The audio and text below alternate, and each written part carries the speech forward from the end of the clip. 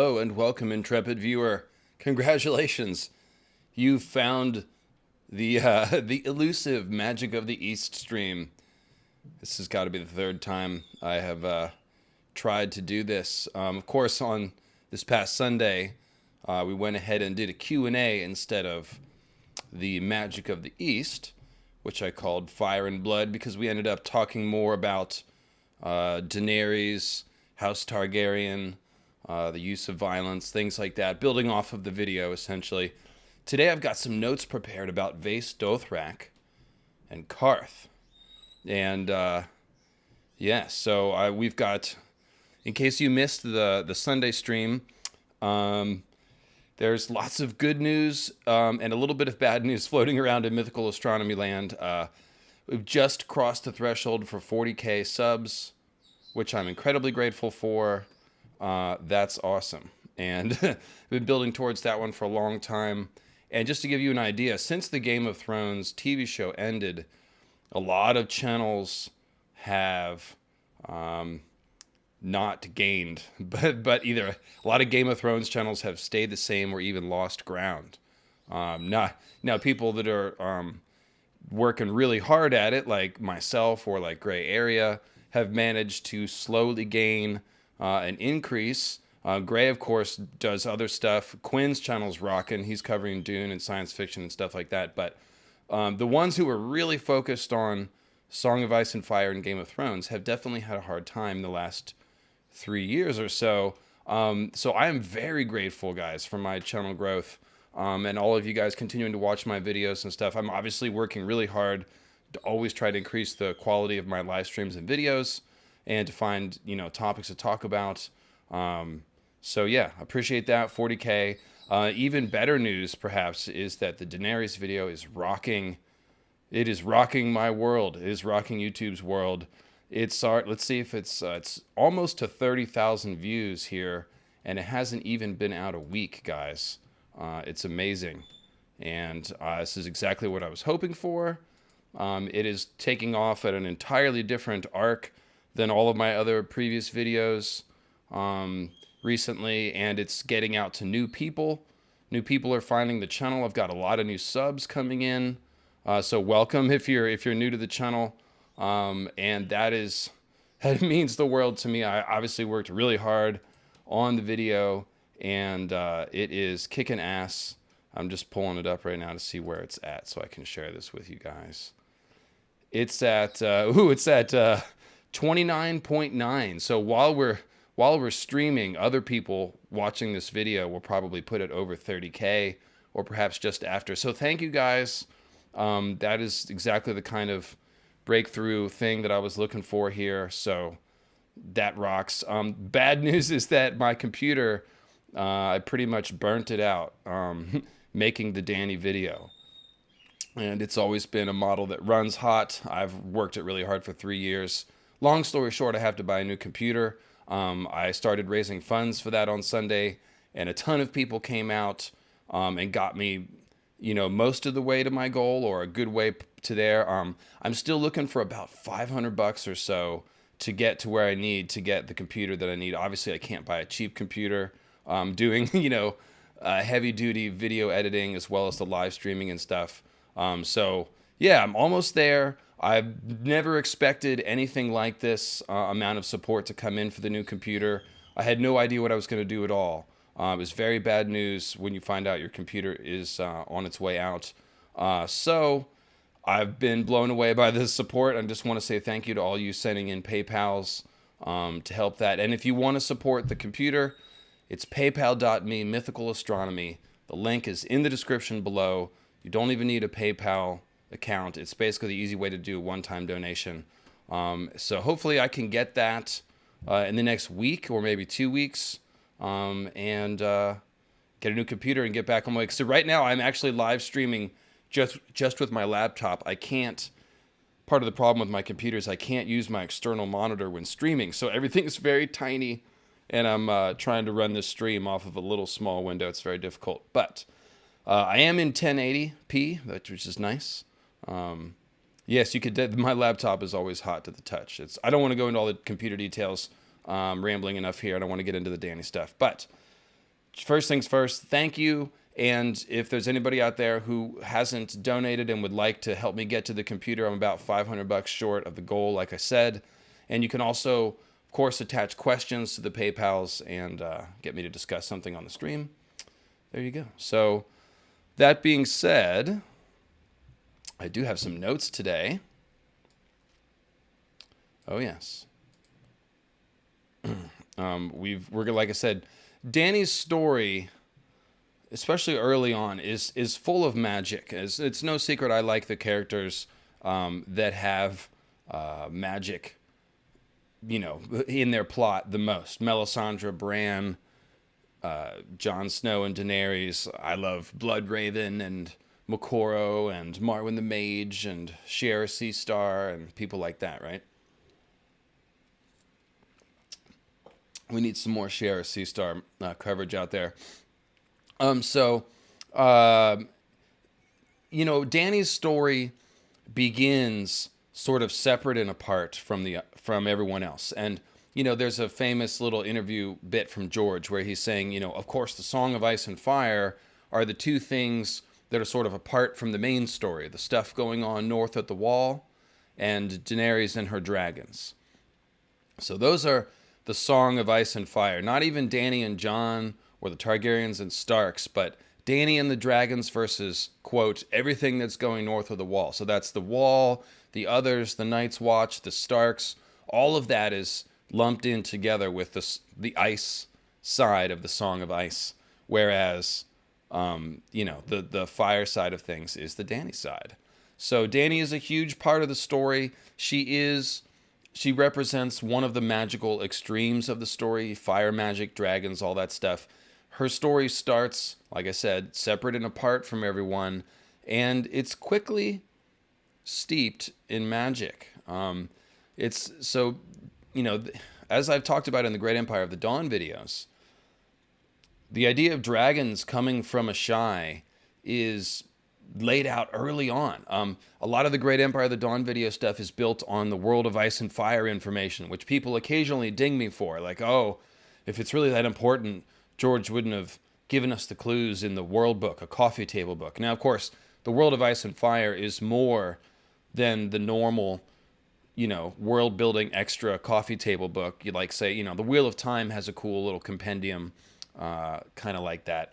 But the World of Ice and Fire, of course, is doing something more because George is such a symbolic writer. He's never going to write little dramas about various kings and struggles and wars and things without putting symbolism in there and without paralleling things, to the Dawn Age struggles. So we read about Zia Zorsface, a female Jatar of the Jogos Nhai who takes on an emperor of Yi, and she kills 13 of his armies, which gives us like a last hero math thing.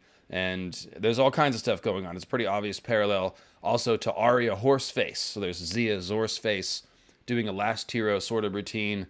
And so there's all kinds of stuff like that. I mean, it's everywhere. You guys who watch the channel know how George gets down. So the World of Ice and Fire, it's really fun. It's got a lot of symbolic clues as well as the world building and lore.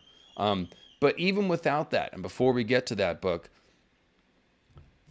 dragons and Asshai, those ideas are tied together many ways in Dany's arc. And before we even get to the Dany stuff, it's set up in Bran's coma dream, right? He looks all over the world. He's sort of doing an astral projection flight over Westeros thing. And it says, he lifted his eyes and saw clear across the narrow sea to the free cities in the green Dothraki Sea and beyond, to Vaes Dothrak under its mountain, to the fabled lands of the Jade Sea, to Asshai by the shadow, where dragons stirred beneath the sunrise. So we've got the Jade Sea mentioned, and some of the early eastern places that are important in the story, right? The free cities, the Dothraki Sea where Dany is, Vaes Dothrak where Dany's going to go, and then Asshai by the shadow where dragons stirred beneath the sunrise, right? Let me pause real quick. Lord Luke Lightbringer asks if I think Winds of Winter will be released this year at last. Yes, I'll say the same thing I say every year. Yes, I believe in George. I believe he's going to get it done. the way I would say it is that no one wants to get Winds of Winter done more than George Martin. So it'll be done as soon as he can finish it. Obviously, with the new show coming out, that would be sweet if he could release it in timing with that. That would be good for marketing. But I mean, really think this comes down to writing as far as when George will be done. So I know he said he won't really do any hands-on work with House of the Dragon as far as directing an episode until he finishes Winds. And I know he wants to direct an episode, so he's put a little carrot in front of himself there if there needed to be an extra carrot. So yeah, I'm hoping. I've definitely got hopes. You know, I mean, there would eventually maybe come a point when I might run out of things to talk about. We're not there yet, but I mean, you know, I can't talk about this for 10 more years without a new book. So come on, George. We believe in you, buddy. Yeah, so I don't have any inside information, though, so it's just wishful thinking. I don't really have an educated guess on that. I don't think anybody does. But as you can see, Bran is in his coma dream. He's seeing these eastern places that Dany's arc is going to consist of early in the story. And one of those is, of course, Asshai. So then, right after that, and then basically the next chapter or a couple chapters on, Dany receives the dragon's eggs. It says, Magister Illyrio murmured a command, and 4 burly slaves hurried forward. Sorry, I don't know why that word came out weird. Bearing between them a great cedar chest bound in bronze. When she opened it, she found piles of the finest velvets and damasks, right? Is that how you say that? The free cities could produce. It's a type of expensive cloth. And resting on top, nestled in the soft cloth, 3 huge eggs. Dany gasped. They were the most beautiful things she had ever seen, each different than the others, patterned in such rich colors that at first she thought they were crusted with jewels. And so large it took both of her hands to hold one. She lifted it delicately, expecting that it would be made of some fine porcelain or delicate enamel, or even blown glass. But it was much heavier than that, as if it were all of solid stone. The surface of the shell was covered with tiny scales. As she turned the egg between her fingers, they shimmered like polished metal in the light of the setting sun. One egg was a deep green, with burnished bronze flecks that came and went depending on how Dany turned it. Another was pale cream streaked with gold. The last was black as a midnight sea, yet alive with scarlet ripples and swirls. What are they? She asked, her voice hushed and full of wonder. Dragon's eggs from the shadowlands beyond Asshai, said Magister Illyrio. The eons have turned them to stone, yet still they burn bright with beauty. I shall treasure them always. Dany had heard tales of such eggs, but she had never seen one, nor thought to see one. It was a truly magnificent gift, though she knew that Illyrio could afford to be lavish. He had collected a fortune in horses and slaves for his part in selling her to Khal Drogo.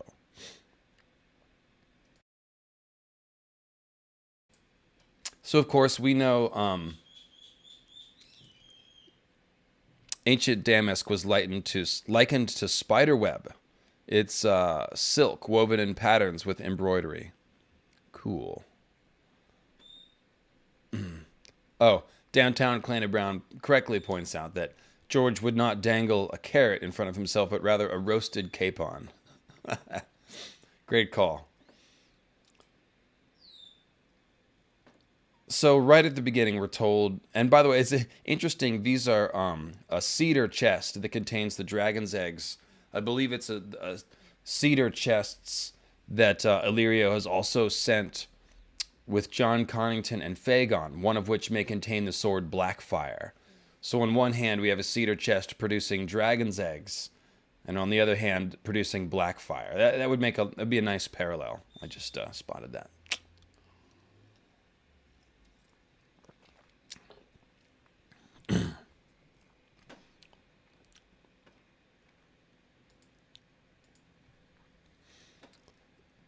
And so, let's see here. So that's the initial setup. We don't know if the dragon's eggs came from Asshai, of course. Illyrio could be lying. Well, actually, we do know that. We know that they didn't come from Asshai. We know that they almost certainly are the eggs that Alyssa Farman stole and sold to, essentially, the Bank of Braavos. Right? Correct? Is it Braavos? No, Pentos. Illyrio's in Pentos. Sorry, I get those two confused all the time. It's a spice monger, I believe, that's rumored to have them, whereas Illyrio's a cheesemonger. So there's a bunch of parallels there. And let's see if I could just look that up real quick.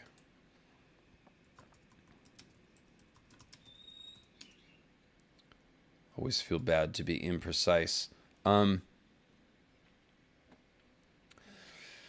Sea Lord of Braavos. Yeah, okay. So she went to Pentos. She sold the eggs to a Sea Lord of Braavos, with the Sea Lord of Braavos, who's essentially the mayor. And then later Jaehaerys and Septon Barth went there and sort of rattled the cage of the of the key holder. And what they did is they had a bunch of their debt to the Bank of Braavos forgiven in exchange for allowing them to keep the eggs under the understanding that they were never to be hatched, or if anyone hatches them, the Targaryens will come down with fire and blood. And Jaehaerys specifically says we cannot allow a new Valyria to arise in the east. So I referred to this in the Doom Was an Inside Job video that I made about Aenar Targaryen having taken a hand in the Doom, the causing of the Doom with the Faceless Men, which I believe he did as an act of abolition to end the evil of Valyrian slavery. But setting that aside, one of the evidences of that I used to support it is that it seems like the Targaryens are not only do they not practice slavery and a lot of the worst practices of Valyria, they're also on guard against, anybody in a new Valyria rising, quote unquote. So, anyways, check out the Doom Was an Inside Job and Doom Was an Abolition videos if you're interested in stuff about the Doom. I don't want to sidetrack into that too much, but yes, these eggs are most certainly they are Targaryen eggs stolen by Alyssa Farman, which means they are the eggs of Dreamfire. And that's interesting because Dreamfire is the dragon that cracked open the dragon pit during the storming of the dragon pit, which is a tremendous moon dragon hatching metaphor, right? The dragon pit is a stone dome. The dragons are inside, just like the moon was an egg that cracked open and hatched, meteor dragons. The dragon pit is a dome. Dreamfire flies up against the dome and cracks it open halfway, collapses. So this is a dragon hatching from the egg. And then the entire dragon pit wears a crown of fire to make us think of Azor Ahai and all that stuff. So excellent dragons hatching out of the moon symbolism there at the dragon pit, all attached to Dreamfire. And then, of course, Dany gets the dragon's eggs. And before they hatch, she hears that Qarthian legend of the moon dragons. Now, I usually quote just the one paragraph, but let's back up and read a little bit because there's some interesting stuff surrounding it, right? Dany gave the silver over to the slaves for grooming and entered her tent. It was cool and dim beneath the silk. As she let the door flap closed behind her, Dany saw a finger of dusty red light reach out to touch her dragon's eggs across the tent. For an instant, 1,000 droplets of scarlet flame swam before her eyes. She blinked and they were gone. Stone, she told herself. They're only stone. Even Illyrio said so. The dragons are all dead. She put her palm against the black egg, fingers spread gently across the curve of the shell. The stone was warm, almost hot. The sun, Dany whispered. The sun warmed them as they rode. So this is two things that I just read. Okay, so one, there's a finger of dusty red light, touches the dragon's egg, and then 1,000 droplets of scarlet flame swam before her eyes. So this is a little mock-up of the moon meteor disaster. The finger of dusty red light, well, that, of course, is the red comet. Think also of Benero when he jabs his finger at the moon and then makes his fist like the moon and explodes his fist in flame.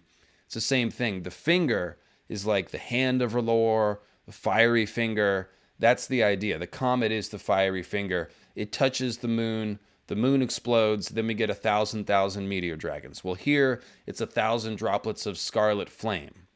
So this is a little mock-up of the moon explosion right before we get the Qarthian myth. But then check out the next paragraph. This is a reference to Eos, the dawn goddess. So there's a black stone egg, and Dany spreads her palm against the black egg, fingers spread gently across the curve of the shell. And then she says, the sun. Okay, so the dawn goddess Eos, it's the same root word as Eosphorus, which of course is the even star. The morning star name in Greek, Eosphorus. Hesperus is the evening star. So the morning star Venus, it rises right before the sun, so it's associated with dawn. Then we have the dawn goddess. Her name is Eos. Well, so Eos she's associated with the rosy fingers of dawn that spread over the horizon. That's how they saw the sunrise, like rosy fingers of the dawn goddess spreading out. So Dany, very much a morning star and a dawn goddess and a sun goddess. All of those ideas are in her story.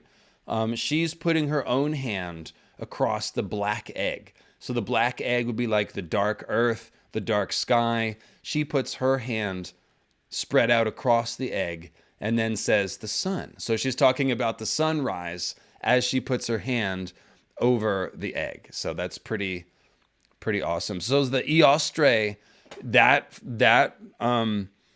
there's a couple different ideas wrapped up in that mythology. I don't want to touch on that because there's some debate about where that word comes from and its relation to Easter and stuff. So I would recommend a YouTube channel called Scarlet Ravenswood, who has talked a lot about the Eostre mythology, but I don't know it well enough to recapitulate that here. It may be related. But yeah, the rosy fingers of dawn is a classic Greek translation used in many myths, such as the wine dark sea, says Karl Karsnark. And of course, wine dark sea is used in A Song of Ice and Fire as well.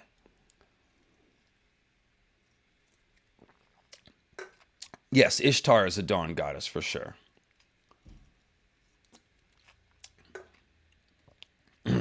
I also wonder if George is thinking of the famous Ishtar Gate when he did those big old gates at Qarth, which we're going to read in a second, by the way. Good emoji use, Minty Maelstrom. All right, so let's see here. Continuing. So then she commands her handmaids to prepare her a bath. The bath is steaming. Dany climbs in, which is sort of a moon immersing in the ocean idea. We see a lot of those, like when Dany goes to the womb of the world, and the moon's reflection is in the water when Dany immerses herself. Dany's a moon maiden, so she's essentially taking a moon bath here. And then it says, "Have you ever seen a dragon?" she asked Irri, as she scrubbed her back and Jiqui sluiced sand from her hair. She had heard that the first dragons had come from the east, from the Shadowlands beyond Asshai and the islands of the Jade Sea. Perhaps some were still living there in realms strange and wild. So that's an important line because Septon Barth will talk about this later. We'll get that information in the World of Ice and Fire.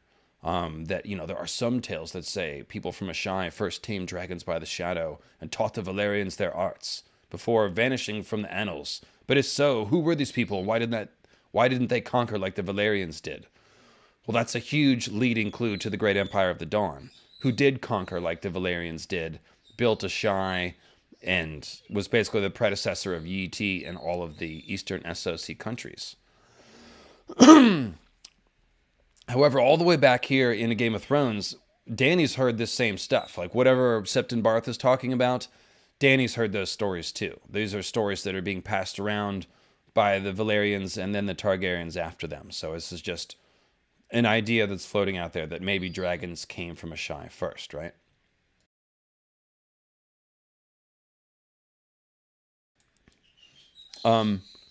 Real quick, Claudia is asking me, what do I think about the theory that the Grey King is the brother of Garth Greenhand? So that's a Crowfood's daughter theory from a channel called The Disputed Lands, which I'm a big fan of. That's mostly an archetypal thing. It's hard to know if there ever was one Garth Greenhand or Grey King, but I absolutely think that she's right on in identifying them as a Winter-Summer King pairing, and in all the stuff that she traces out on the Iron Islands, and with the walrus men and seal men, and the antler men, even up north in the wildlings. Yeah, there's great research in those videos, so I love those videos. It's hard to say, just like I always say, was there one Azor Ahai? Was there a group of flaming sword people? Was the last hero the son of Night's King, nephew? Were they brothers? It's hard to say. I don't know if we'll ever get the answer, because we've seen every permutation that I just named in all the different parallel setups to Azor Ahai and Night's King. Like Stannis and Renly are brothers fighting, but then we also get uncle, nephews fighting as well, quite often. So there's, and father, son, like the Bale the Bard, he fights his son.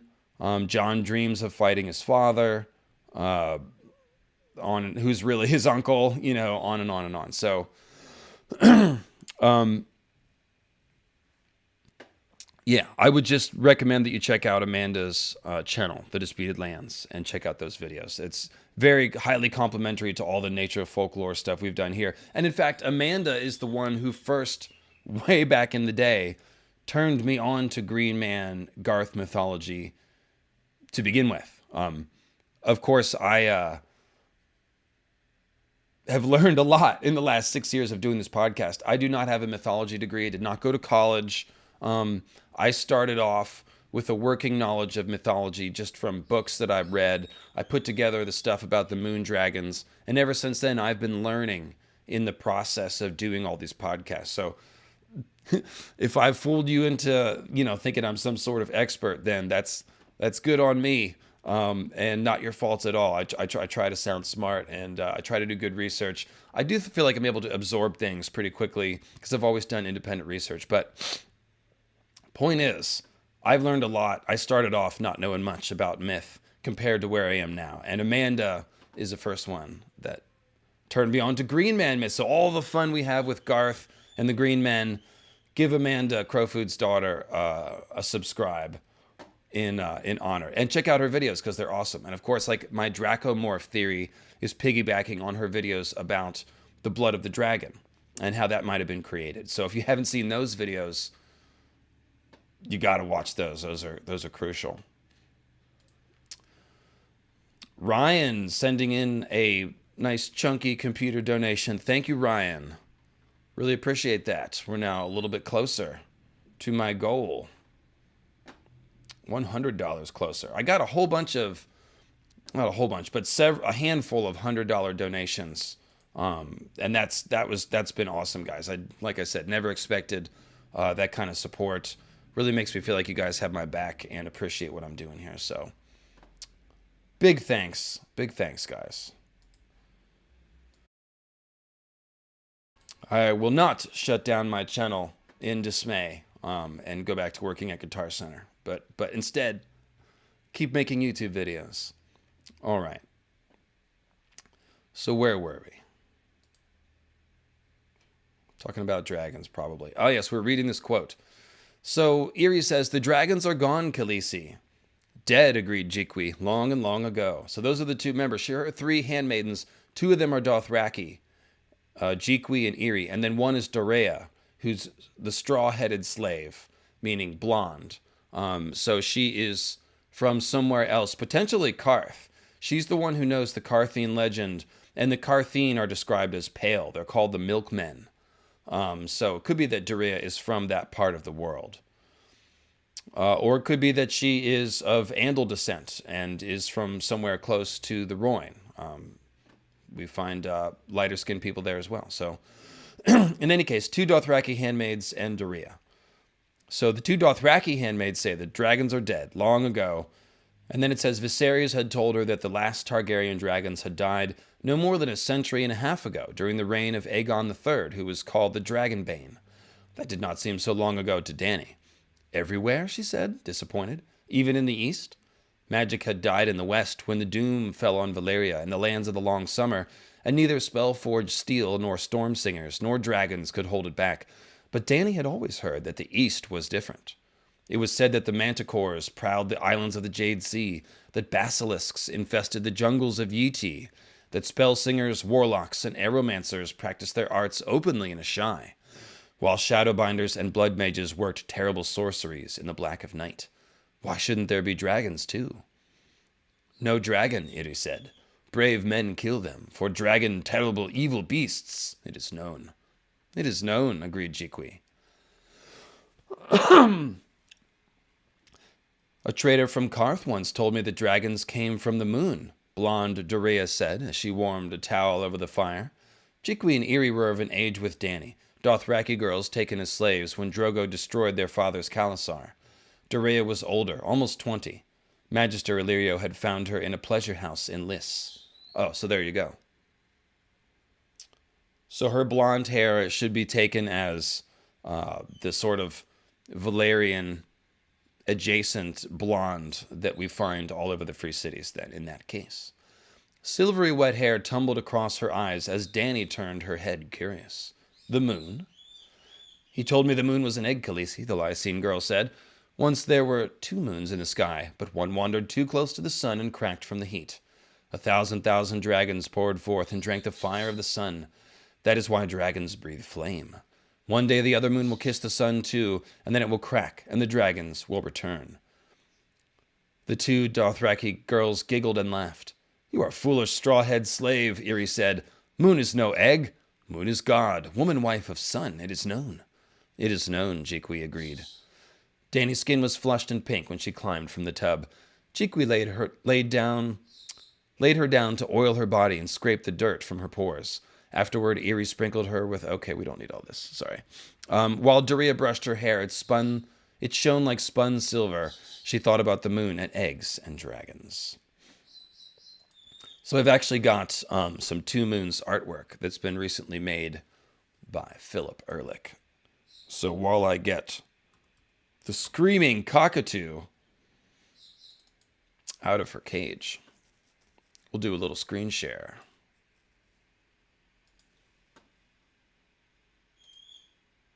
Boom. There you go.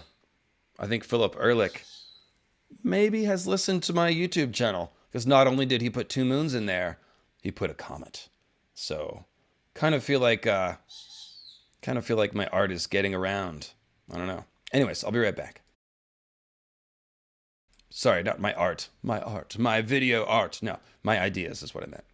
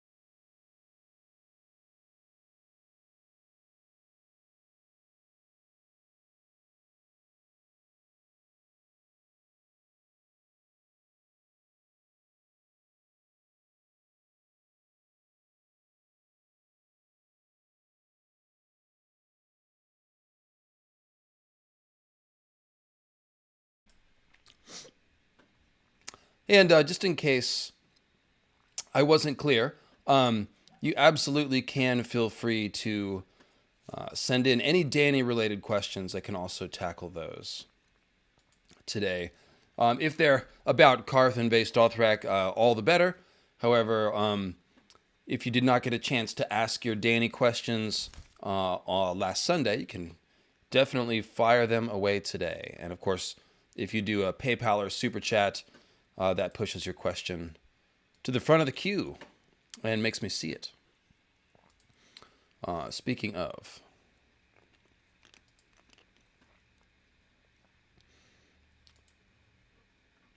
so let's see. So you guys know the 2 Moons legend, of course. I just thought it was fun to sort of read some of the surrounding context there. So when George delivers it to the reader, he's already planted the idea that dragons are stirring beneath the sunrise when Bran looks there. So when Dany asks, "Are there any dragons? Maybe in the east?" You know, we already know that this is the right idea. Like Bran's magical sight perceived dragons stirring beneath the sunrise. So we don't know how figurative that is, if that's literal, if that's just indicating that dragons once came from there, or if there are wild dragons in the shadow. Oh, thank you, Minty. I'll grab that super chat that I missed. However, when Dany asked this question, oh, maybe dragons are in the east, and she heard they first came from Asshai, we're supposed to connect the dots to Bran's vision and realize there must be something to that. Because Bran's vision is a direct magical vision. It's not a rumor. So we know it may be symbolic, it may be stylized, but it's true in some sense, right? Yes, so pulling up the Nimble Doc. From Paul it was. Why do you think the Dothraki shun magic while simultaneously using divination and possibly other forms of magic? Well, it's funny, you know, I'll use Christianity as an example since I was raised Christian and I'm very familiar with Christian ideas. Sit down. Christianity is modern Christianity, and definitely many passages in the Bible speak against witchcraft, quote unquote, and things like that. However, then you'll find the miracles, quote unquote, that God does, and it's very indiscernible from witchcraft. You know, Moses pretty much has a sorcerer battle with the Egyptian magicians in Exodus, and there's all kinds of stuff in the Bible that's very witchy. There's tons of magic in the Bible, so I don't think it's actually inconsistent that you'd have a culture that puts a taboo on certain things that says that's witchcraft. But divination, well, that's classic. That's okay with just, you know, reading the sheep bones or whatever. So, yeah, I think there's actually history here. The Dothraki are people of the grasslands, and the Valyrians have been taking slaves from all over Essos for 5,000 years. So the association that everyone would have with dragons from anywhere in Essos, it would be as monsters ridden by slave lords who would come and genocide your people, depopulate your country, and condemn you to the slave mines. So that's the dragon's reputation, of course, is as evil beasts. The Dothraki taboo against blood magic, I have speculated, goes all the way back to Azor Ahai and Nissa Nissa. The Dothraki, and this is all in Origins of the Dothraki, Great Empire of the Dawn live stream that I did. Tons of research on that, by the way. The Dothraki have legends of coming over the Bones Mountains from the far east. And on the other side of the Bones Mountains, we find a different kind of horse peoples, the Jogos Nhai. And the Jogos Nhai cultural practices seem related to the Dothraki practices. They're very similar with important, you know, sort of modifications. So it really does seem like the Dothraki, the ancestors of the Dothraki, originated from inside the lands of the Great Empire of the Dawn. And all the evidence in the Bones Mountains shows a mass exodus going east to west over the bones. They're literally named the Bones Mountains because of how many bones are found in the mountain passes. And they're the bones of animals and people and children, evidence of a whole migration of people. I compared it to the wildlings moving down against the wall. They wasn't just a strike force, it was their entire people migrating with all of their animals and children and everything. So literally, we've seen that the Dothraki come from the east originally and retain that cultural memory. So why are they against blood magic and possibly dragons? Well, because the long night is remembered as being caused by Azor Ahai and Nissa Nissa, or actually Bloodstone Emperor and Amethyst Empress, I guess it would be, which I, of course, think is the same thing as Azor Ahai and Nissa Nissa. But point is, blood magic and human sacrifice, that is what is remembered as the cause of the long night. So that could be where the Dothraki get that belief. Mahasam Atman with a 499. Thank you. See some Vedic mythology in your name there. Very cool. Very cool. Similarly, when we're going to get to Qarth, I used the cover image of Dany Standing in Qarth. It's by Richard Hescox. And of course, Dany does have one titty out, as they do in Qarth. They do the dresses where one breast is bared and the other is not. And that's seems like almost certainly another memory from the Long Night, right? Nissa Nissa, bare your breast and know that I love you best of all that is in this world. And that's when Azor Ahai plunged Lightbringer into her heart, and the sword caught fire. So Nissa Nissa's sacrifice, if you will, is remembered as the heroic act of sacrifice that helped turn the tide against the darkness. Now, I do think that Azor Ahai myth, there's some stuff in there that's not right and that's turned around. However, yeah, Qarthian party tit. Thank you, Terra Incognita. That is definitely the party tit, for sure. It seems like a tradition that probably goes back to Nissa Nissa, who saved the world by bearing her breast, right? So there you go.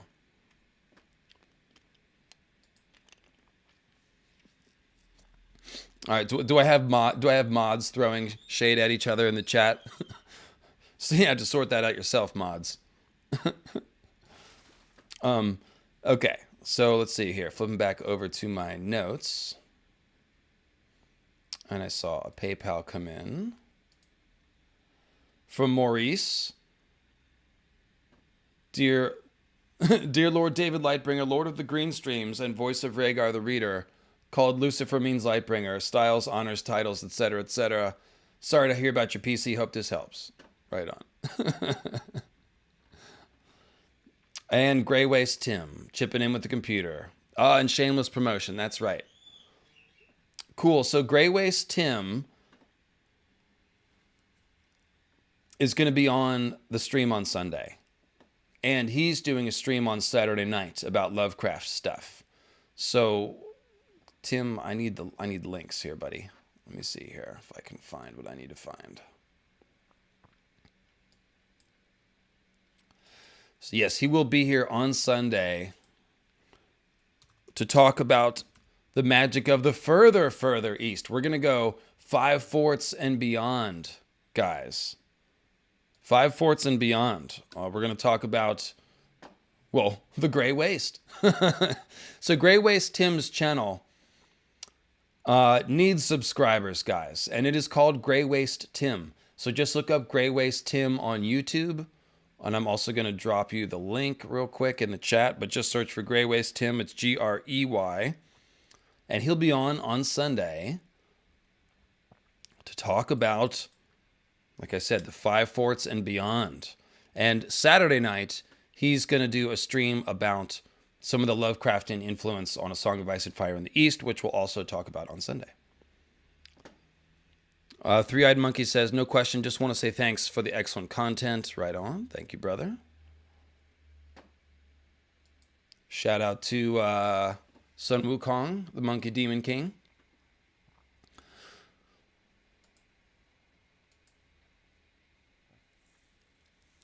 So then we get to Vaes Dothrak. We're going to get to Qarth, like I said. But Vaes Dothrak is interesting. A lot goes on in Vaes Dothrak, so it's easy to overlook the description of the place itself. You know, there's the whole prophecy of the stallion who mounts the world, and the crazy scene where Dany immerses herself in the lake, and then the death of Viserys. That all happens there. So check this out. Here's some stuff I want to read. Beyond the Horse Gate, plundered gods and stolen heroes loomed to either side of them. The forgotten deities of dead cities brandished their broken thunderbolts at the sky as Dany rode her silver past their feet. Stone kings looked down on her from their thrones, their faces chipped and stained, even their names lost in the mists of time. Shout out to the Stone Kings in the crypts of Winterfell, by the way.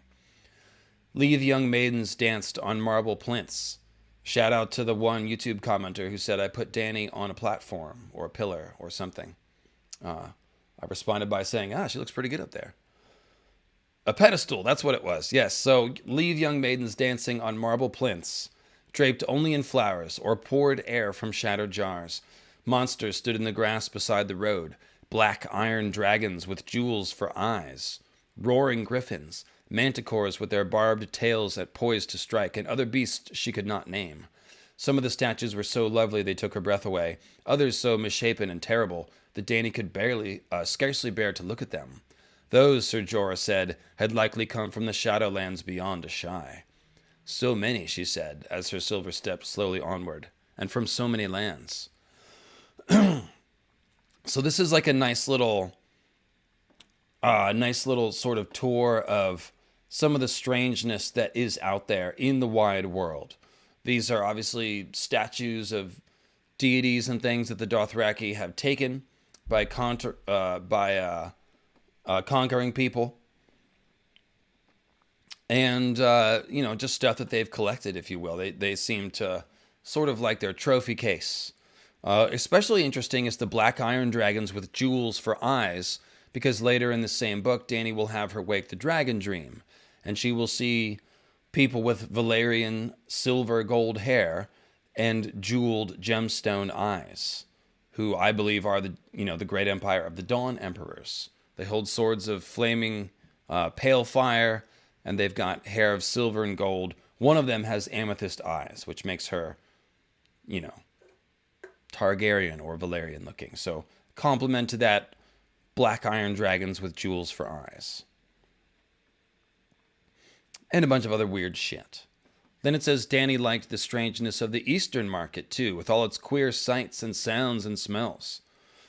She often spent her mornings there, nibbling at tree eggs, locust pie, and green noodles, listening to the high, ululating voices of the spell singers, gaping at manticores in silver cages, and immense grey elephants, and the striped black and white sources of the Jogos Nai.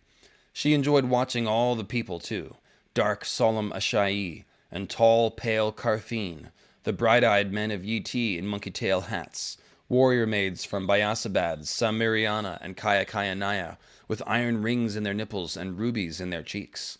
Even the dour and frightening shadow men, who covered their arms and legs and chests with tattoos and hid their faces behind masks. The Eastern market was a place of wonder and magic for Dany. So, it's a little bit of a question how much of this George is he's sort of developing world building that he's going to flesh out later, right? So when he fleshes out, he expands on it. But right here, so those three weird sounding cities, Bayasabad, Samiriana, and Kaya, it's not even said that they're on the Bones Mountains or where those places are. And then later, George decided those were the three cities that sat astride the Bones Mountains and guarded the passes. All that's left of the former empire of Herkun, which of course is a shout out to Irkun from Eldrick of Melniboné. But he's already got this idea in there. And then the bright-eyed men of Yi in monkey tail hats. So the two things there. When you think of bright-eyed men of Yi, again, we think of the gemstone emperors who ruled over the lands of Yi before Yi was an empire. Yi's records, they essentially remember the great empire of the Dawn as their predecessor. And they think that the Yi, their empire, essentially sprung up in the wake of the great empire's collapse. So that is how they view the great empire. And then the monkey tail hats, that's a reference to another legend about the Long Night, that a woman with a monkey's tail helped bring the sun back. And that's a very threadbare myth that we don't know anything about, really. People have wondered if that's a reference to Dany with Tyrion as an advisor. Tyrion is the monkey demon, the monkey man. So a tail is a word used for a political leader's advisors. That's their tail. So that could be it. I'm really not sure. The monkey tail, I mean, it almost sounds like maybe that's the comet tail. Yeah, I mean, I don't know why the comet would be remembered as a woman with a tail and why that would be remembered as saving, bringing the sun back when that was the cause of the long night. So I'm not sure about that. What happened with the computer? If you're just tuning in, I got a ton of good donations on the computer. I am close to my goal. I'm now about $400 short of where I need to be to get the computer that I really want. So thank you. And if If you're wondering if I still need help in thinking about sending in a little something, please do, because I'm almost there, but not quite, and I'd like to get there. I'd like to get there while I'm still being offered a very nice sum trade-in on my old computer. So, yes. Where are we here? Let me check something.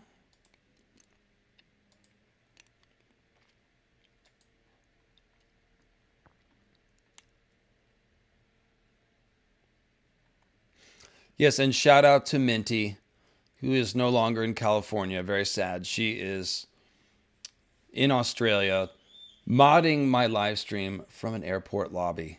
That's true love. That is true love, guys. So shout out to everyone in Australia. And yeah, did you know the moon is upside down there? It's compared to, the way we in the northern hemisphere see it.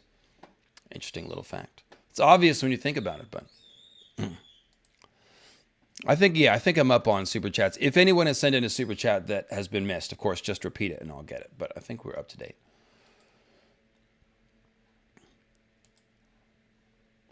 So the Eastern market it's another way for George to sort of build up the magic of the East, right? There's spell singers, manticores, elephants, Zorses of the Jogos Nye. There's dark Asshai, as well as the shadow men with masks. These sound like shadow binders. Maybe before George has thought about the term shadow binder, but they're shadow men who cover their faces with masks. So those are definitely shadow binders. And it seems like the native Asshai are darker skinned people, while the Qarthian are paler skinned people, for what it's worth. And the Qarthian are also tall, which is interesting. Because one might compare them, one might think of some of the other tall people around the world, like the maze makers or the Lengi. The Lengi are darker skinned, though. So are the Yitish. So the native Asshai people, probably darker skin as well. And that's why I suspect that the Great Empire of the Dawn Dragon Lords, they probably would have been from, all different ethnicities. It would have only been probably some of the Great Empire of the Dawn people that would have looked like Valerians and would have contributed, that would have been the genetic forerunners of the Valerians. Great Empire of the Dawn was so big that it would have been a multi-ethnic empire, and we've seen most of the people in the East are darker skinned. So darker skinned Dragon Lords is actually probably how it was before the Valerians, which just means that Corlys Velaryon is just fine as played by a black actor. Of course, we all know that's just fine. But in case you needed any other fodder for that argument about why it's silly to object to that, there you go. The original Dragon Lords of the Great Empire of the Dawn almost certainly would have been of different races, and some of them would have been darker skinned. They probably would have looked a lot like Atlantis Morissette portrayed them here in her amazing artwork, which I always like to take a chance to show. I particularly like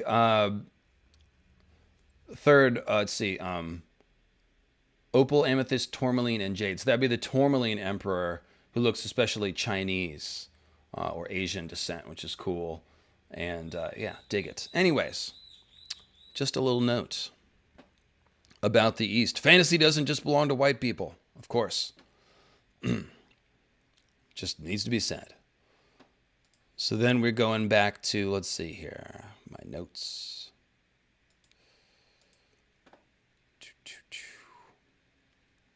So in Vaes Dothrak, there's some more stuff here. It says, I need to get out my Kindle.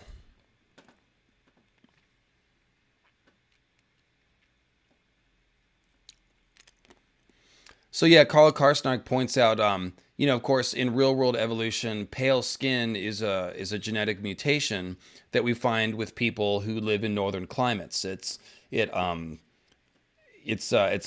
adaptation to deal with less daylight, essentially. And So yeah, why are the Qarthian pale and in the south? They probably came from the lands around the Silver Sea. That's where the first men and the Andals came from, both of whom are paler skin. So probably the Qarthian who once occupied a whole empire in the Red Waste probably came from the Silver Sea peoples. That will be where it came from.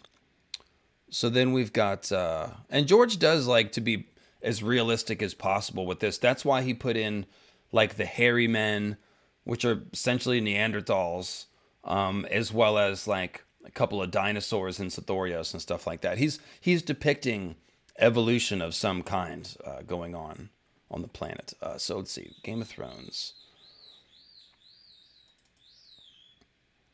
Oh, Goose. Goose is having a hard time today. Sorry, buddy.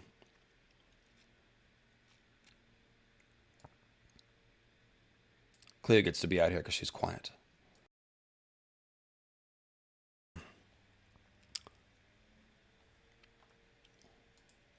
Sorry, guys. Let me just get this going. I've got, like, again, 500 windows open, and I do not have my big laptops, my big monitor. I'm only using a little laptop screen, and it is a bit confining. The horse gate to Vaes Dothrak was made of two gigantic bronze stallions, rearing, their hooves meeting 100 feet above the roadway to form a pointed arch. I've got some great artwork of this. Let me pull it up real quick.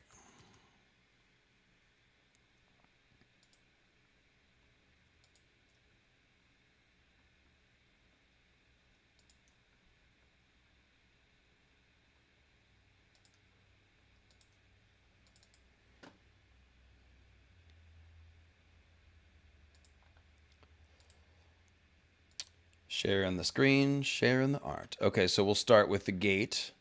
There's the gate while I read about the gate.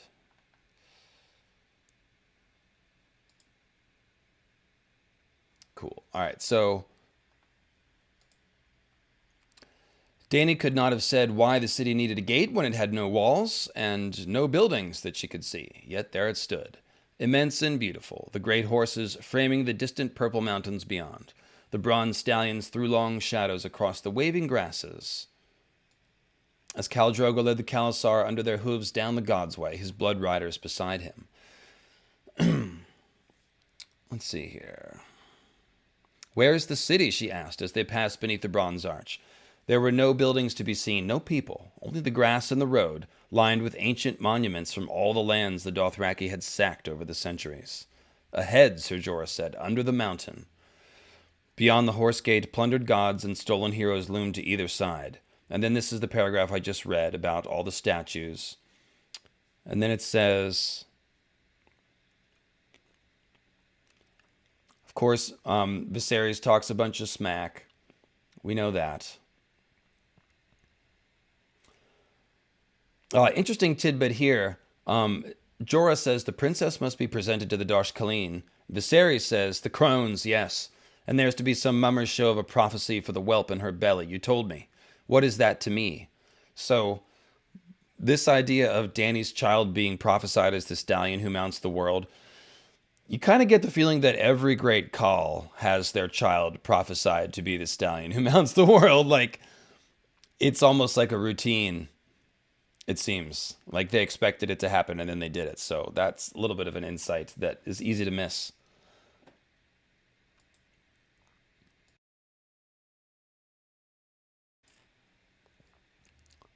Let's see here. Skipping ahead.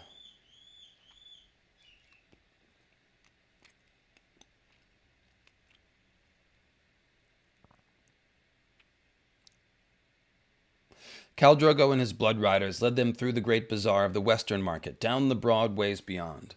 Dany followed close on her silver, staring at the strangeness about her. Vaes Dothrak was at once the largest city and the smallest that she had ever known. She thought it must be 10 times as large as Pentos, a vastness without limits or walls, its broad windswept streets paved in grass and mud and carpeted with wildflowers. In the free cities of the west, towers and manses and hovels and bridges and shops and halls all crowded in on one another. But Vaes Dothrak sprawled languorously, baking in the warm sun, ancient, arrogant, and empty. Even the buildings were so queer to her eyes. She saw carved stone pavilions, manses of woven grass as large as castles. That's where you just got to stop. Like, what? Mansions made of woven grass as large as castles? That must be a real world parallel to that somewhere. If anybody can look that up, can you build a building out of woven grass? Maybe they're making like bricks with straw and mud or something. Bricks without straw? I'm not sure. She saw carved stone pavilions, manses of woven grass, rickety wooden towers, stepped pyramids faced with marble. I bet you don't remember there being stepped pyramids in Vaes Dothrak. In case Dany needs, like, a platform to give, like, a speech after mounting the Mother of Mountains, something like that. I don't know. There's log halls open to the sky. In place of walls, some palaces were surrounded by thorny hedges. None of them are alike, she said.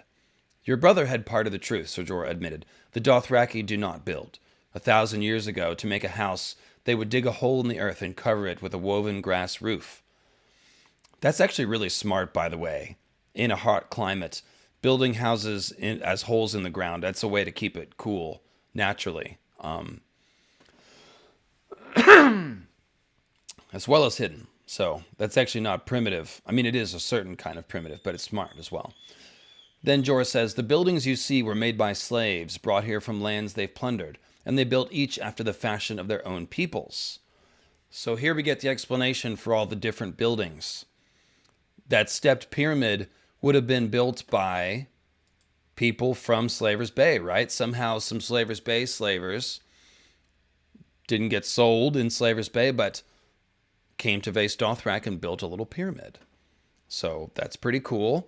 There could be a scrying tower there. There could be basically any random thing that George wants to stick in Vaes Dothrak. So I'd throw that out there. So only the crones of the Dosh Khaleen dwell permanently in the sacred city, them and their slaves and servants. Yet Vaes Dothrak is large enough to house every man of every Khalasar, should all the Khals return to the mother at once. The crones have prophesied that one day that will come to pass, and so Vaes Dothrak must be ready to embrace all its children. So that's pretty cool, right?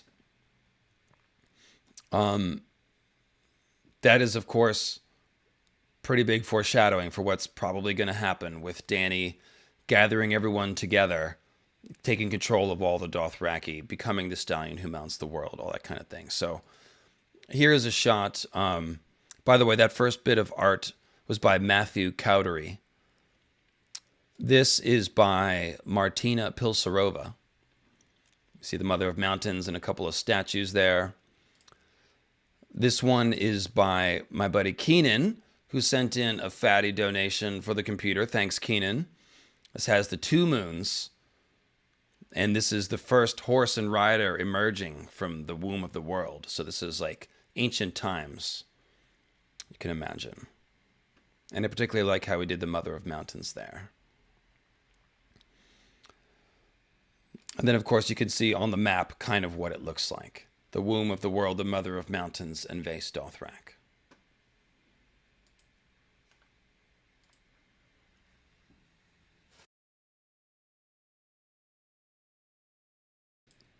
This one's really pretty. I appreciated.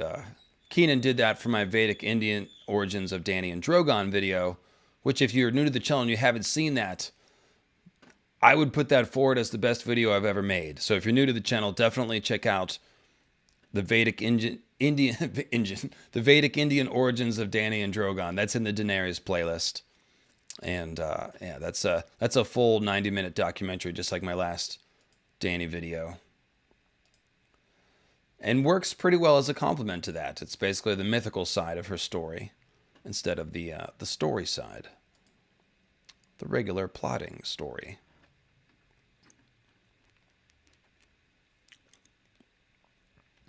A guy named Kai with a $5 PayPal that I believe I missed.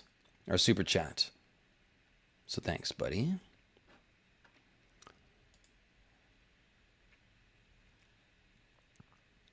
So then,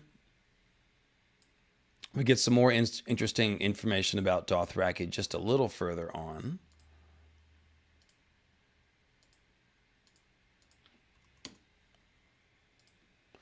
Khaleesi, Koholo said to her in Dothraki, Drogo, who is blood of my blood, commands me to tell you that he must ascend the Mother of Mountains this night, to sacrifice to the gods for his safe return.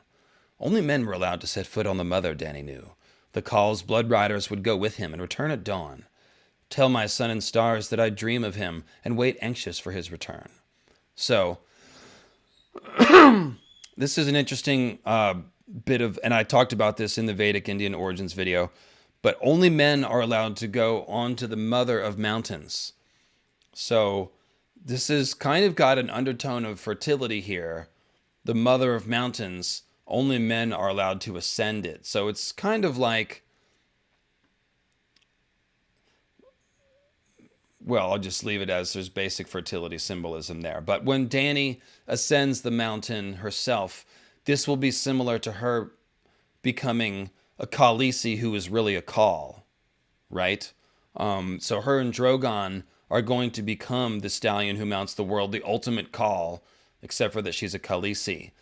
So this will be a powerful sort of breaking of tradition and taboo, which will make her seem very powerful when she does that. It's the same thing with Euron. Euron violating traditions, showing that he's above the laws of gods and men. It will function similarly here. So interesting foreshadowing there. And yeah, it's like the whole symbolism, like the primordial mound is from Egyptian mythology and Vedic Indian mythology and a few other places, but that is a feminine symbol. And things are born from the primordial mound, just as children are born from, well, you know. And so that's why we see the womb of the world next to the Mother of Mountains. They're both female sexuality reproductive symbols. So the first rider and the first horse emerges from the womb of the world. Only men can ascend the mother's mound. So this is all, again, sort of reproduction, fertility, and it's all tied into the land too. Like the mother is the land. It implies that like the Dothraki come from the land. Their mother is the mountain. The womb from they were born from is this lake. And the Dothraki believe that farming is wrong because it's plowing the face of Mother Earth, and you shouldn't do that. So they have their own sort of heavy respect for the earth built into their belief set. You can see that.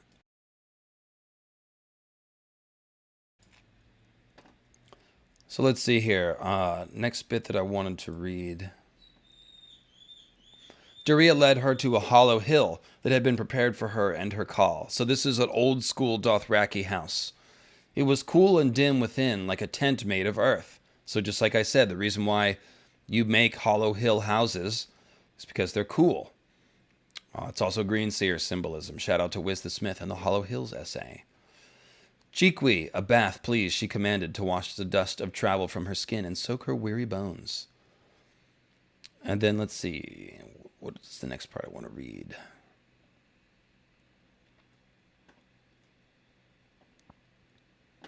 Oh, let me skip ahead a bit, sorry.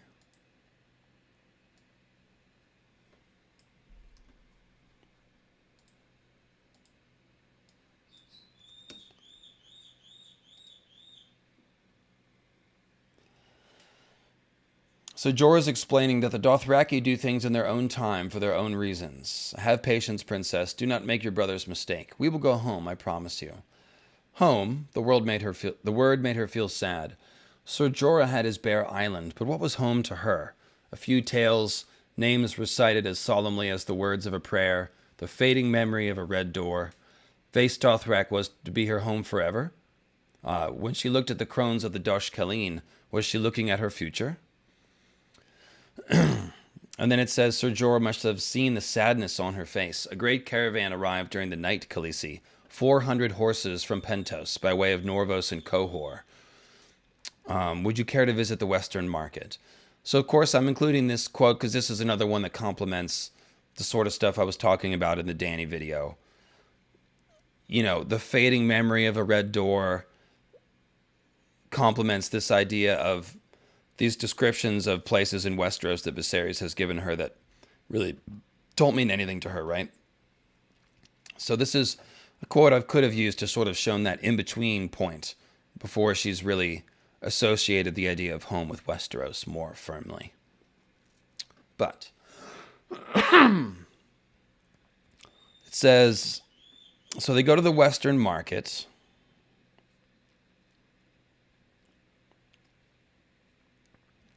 And she thinks, if I were not the blood of the dragon, she thought wistfully, this could be my home. She was Khaleesi, she had a strong man and a swift horse, handmaids to serve her, warriors to keep her safe, an honored place in the Dosh Khaleen awaiting her when she grew old, and in her womb grew a son who would one day bestride the world. That should be enough for any woman, but not for the dragon. With Viserys gone, Daenerys was the last, the very last. She was the seed of kings and conquerors, and so too the child inside her. She must not forget. So it's another interesting paragraph talking about Dany's sense of identity.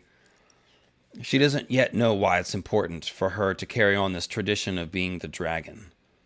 But she feels that it is important, and of course it is, because we need dragons to save the world. But that is a coming realization that awaits her still.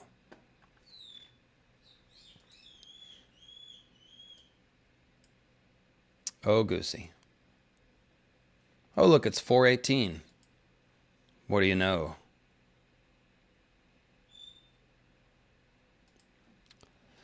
So, not only is Vaes Dothrak interesting and magical, it is also set up to be the stage for Dany to break the Dothraki taboos, to become the stallion who mounts the world. The thing that she's going to do is fly up to the Mother of Mountains on Drogon's back. And this is going to be an act of power. She might do this after destroying the other Khals. Maybe the Khals will be up on the mountain and she'll go up there and burn them. Something dramatic. And then, like I said, the fact that there are some pyramids around. You just wonder if maybe Dany's going to use one of those as a stage for a speech. It could also be a way of George getting us to compare the Mother of Mountains to the pyramid that Dany is atop in Meereen, which has that world access tree above and a pool as well. So, yeah, I've talked about that in the Vedic Indian origins of Dany and Drogon video, so I won't go back into that. So now it's time to talk about Qarth. Qarth. Yes, Qarth. Let's get some Qarth artwork.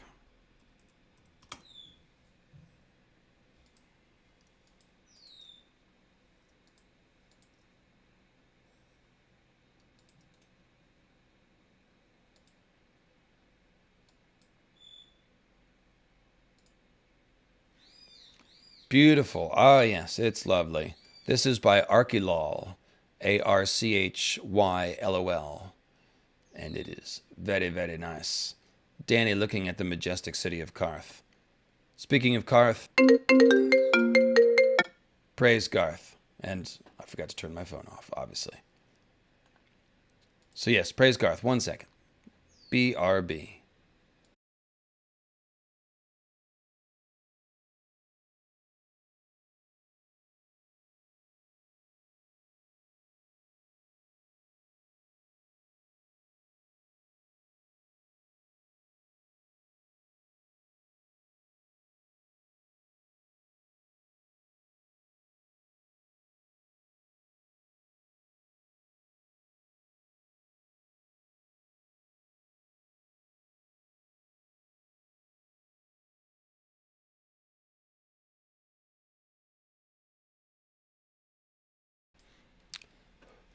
Of course, as we've just learned,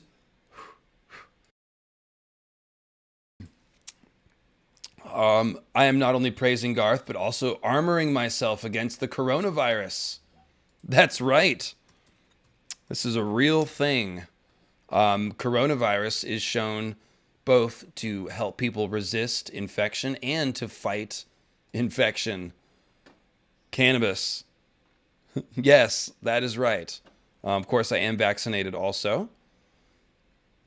But let me just drop the link so y'all know I'm not lying. This is from Forbes.com.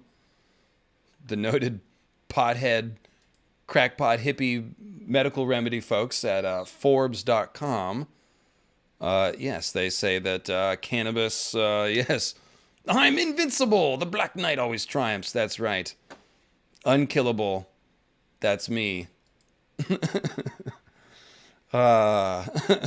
Minty, I forgot. I haven't even. You just got off the plane, so I don't even know if I texted you that. But yes, I've been armoring myself against the coronavirus with all this in a haze of cannabis immunity just swirling around me. It's lovely. Okay. Anyways, let's get back on topic here. Score one for the potheads and hippies. Qarth saves. That's right. Praise Qarth. Qarth saves. I am, by the way, the next live stream, we will have a new Qarth emoji, custom Atlantis Morissette. We're talking about making a t-shirt out of it too, so stay on the lookout for a new Qarth shirt, new Qarth emojis. Of course, the Qarth emoji that we have now, also made by Atlantis Morissette. There he is. Ah, what a good-looking man. All right. So, from Qarth to Qarth. Qarth the Green. So let's talk about those gates. The gates are wild. This is one of the few cases of obvious symbolism that I still have not been able to figure out. Let's see if we can do it today. Who knows? Where is Kindle? Oh, I need to change books. This is Clash of Kings. Clash of Qarths. So this is the opening of Dany's Qarth chapter. It says, on the walls of Qarth, men beat gongs to herald her coming, while others blew curious horns that encircled their bodies like great bronze snakes. So right there, a potential others double entendre. The others are blowing horns. That's interesting. So that's Green Seer, horny folk, bronze snakes encircling the bodies of the others. That kind of makes it sound like the Caduceus, with the snake wrapping around the rod, the symbol of,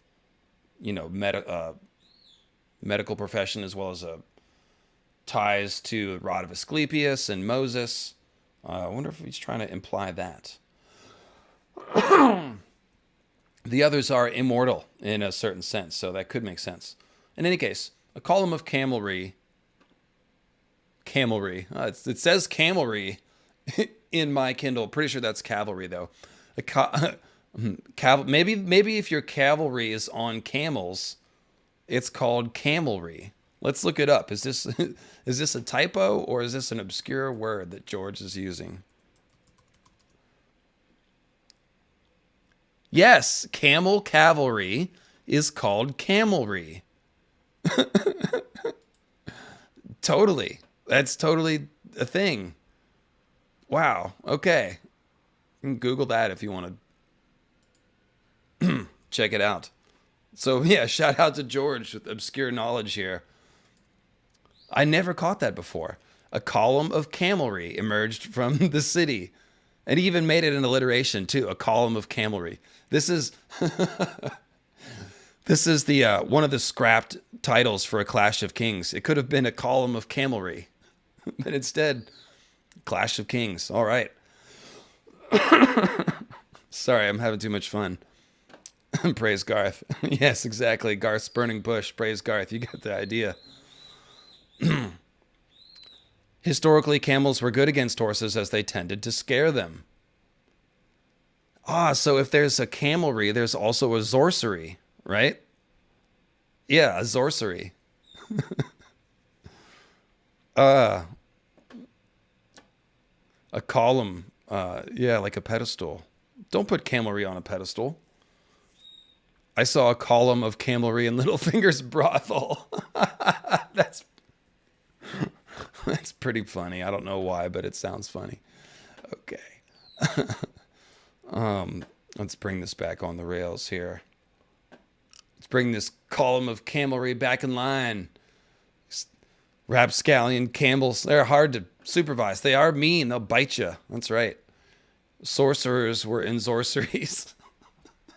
What are you doing to me, Espalia? You guys know when I get too high and then you hit me with this wordplay. A sorcery of sorcery. There you go. That's another canceled book title. Column of camel toes. No, I didn't say that. The riders wore scaled copper armor and snouted helms with copper tusks and long black silk plumes, and sat high on saddles inlaid with rubies and garnets. So let's process that. So the riders on the camels wear scaled copper armor and snouted helms. Like, what kind of snout are we talking? Pig snout? Dragon snout? What? I don't know. Tusks. So probably a pig snout. Copper tusks and long black silk plumes. They sat on saddles with rubies and garnets, so red stones. Their camels were dressed in blankets of 100 different hues. Rainbow camels. That's very, very majestic.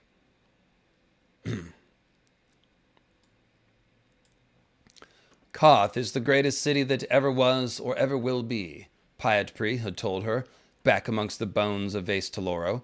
It is the center of the world, the gate between north and south, the bridge between east and west, ancient beyond memory of man, and so magnificent that Sathos the Wise put out his eyes after gazing upon Qarth for the first time, because he knew that all he saw thereafter should look squalid and ugly by comparison. It's wonderfully over the top.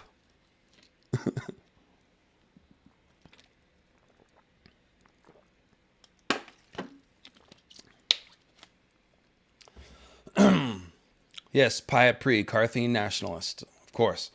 Dany took the warlock's words well salted, but the magnificence of the great city was not to be denied. The three thick walls encircled Qarth, elaborately carved. The outer was red. This is the symbolism I need help with, okay, guys? The outer was red sandstone, 30 feet high, and decorated with animals. Snakes slithering, kites flying, fish swimming, intermingled with wolves of the red waste, and striped zorses and monstrous elephants. Excuse me. The middle wall, 40 feet high, was gray granite, alive with scenes of war. The clash of sword and shield and spear, arrows in flight, heroes at battle and babes being butchered, pyres of the dead. The innermost wall was 50 feet of black marble, with carvings that made Dany blush, until she told herself she was being a fool. She was no maid. If she could look on the gray walls scenes of slaughter, why should she avert her eyes from the sight of men and women giving pleasure to one another? I almost wonder if George is making a joke here about censorship and how, like, especially in American movies, you can put tons of violence in there, but, like, you pop a titty out and everyone's like, oh my God, it's a hard R, censor it. Censor it. And it's like, well, why? Kids play with toy guns, and even cartoons are full of shooting and war. But, sex is somehow very taboo. It's just Puritan stuff. But I'm not sure if that's what George is commenting on. But let's talk about these three walls again. So the outer wall's red stone, and it has animals. The middle wall is gray, and it has scenes of war. And the inner wall is black marble, and it's got all the fucking on it. So, fucking, fighting, and a menagerie. I have no idea what this means. I really don't. Red, gray, and black.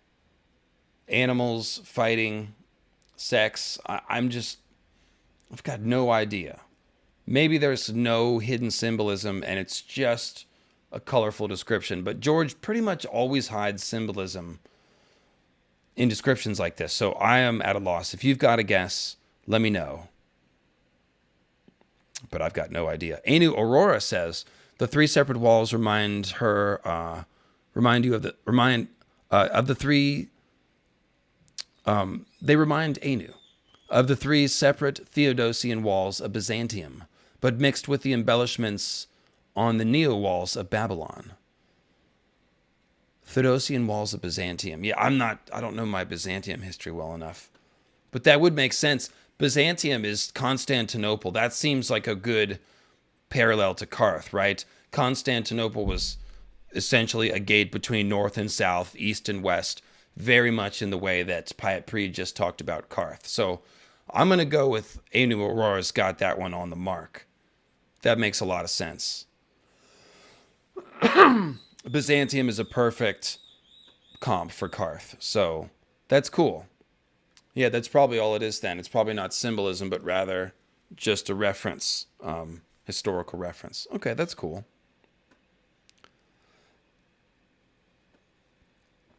I dig it. Red, white, and black.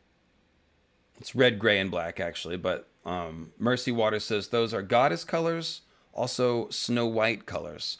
Yeah, well, it's also the Weirwood colors, red, white, and black, except for that it's red, gray, and black. So I'm not sure what the implication would be there. But there's also gates. So the outer gates are banded with copper, the middle with iron, the innermost studded with golden eyes, all opened at Dany's approach. So let's unite that. So the red wall has gates banded in copper. That makes sense. Copper is a reddish metal, and reddish hair is called copper hair. So that makes sense. Iron gates for the black, or for the gray walls with scenes of war. That kind of makes sense. Iron is used for war. Iron is a dark gray or black. And then the black walls, which are made of black marble, they're studded with, the gates are studded with golden eyes. So I don't know what this Blood Raven's thousand eyes in the darkness. I'm not sure. Again, we've seen eyes compared to lots of things. They can be stars for sure. So black walls and golden eyes, that could be like, stars in the sky. But you can. None of it really joins up and makes a coherent picture. So I'm not sure what this is about. It says all the colors that had been missing from Vaes Dothrak had found their way to Qarth. Buildings crowded around her, fantastical as a fever dream, in shades of rose, violet, and umber. She passed under a bronze arch fashioned in the likeness of two snakes mating, their scales delicate flakes of jade, obsidian, and lapis lazuli. Slim towers stood taller than any Dany had ever seen, and elaborate fountains filled every square, wrought in the shape of griffins and dragons and manticores. So let me change the art here. Another one from Richard. So this is the Richard Hescox that I used on the cover, this one. This gives you a good picture of Qarth as a very colorful city. You could see the slender towers and all that stuff. Here's Dany entering the city. The dragons on her shoulders. Also Richard Hescox. And then, of course, the dragon crown by Richard Hescox. The triple crown that she's given by, I believe it's the 13, but we're about to read that section. This is Qarth by Lincoln Rinaldi as well. So I will leave up this one. Actually, I'll leave up this one. It's more about what we're talking about. Let me blow it up a bit. There we go.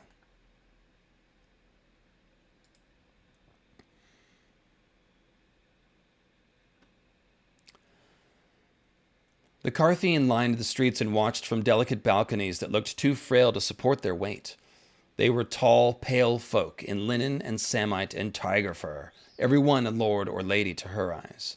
The women wore gowns that left one breast bare, while the men favored beaded silk skirts. Dany felt shabby and barbaric as she rode past them in her lion-skin robe, with black Drogon on one shoulder. Her Dothraki called the Qarthian milkmen for their paleness, and Khal Drogo had dreamed of the day when he might sack the great cities of the east. She glanced at her blood riders, their dark, almond-shaped eyes giving no hint of their thoughts. Is it only the plunder they see? She wondered. How savage we must seem to these Qarthian.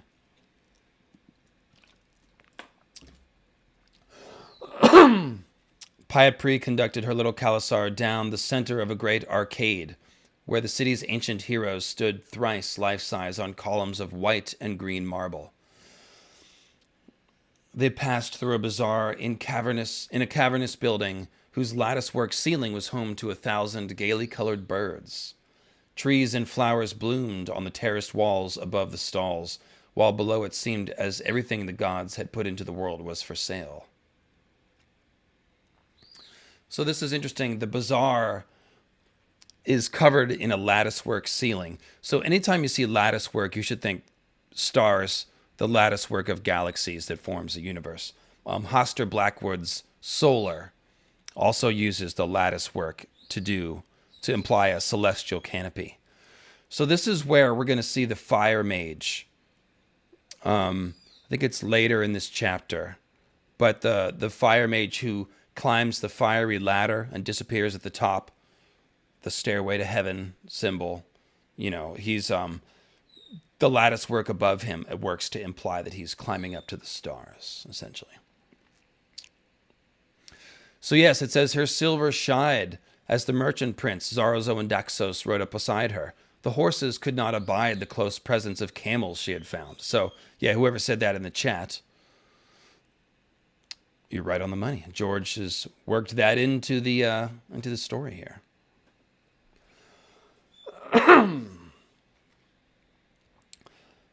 So let's see here. After the Pyapri tries to get Dany to come to their warlock palace, he leaves, and Zarzo and Daxos says, "The young queen is wise beyond her years. There is a saying in Qarth, a warlock's house is built of bones and lies."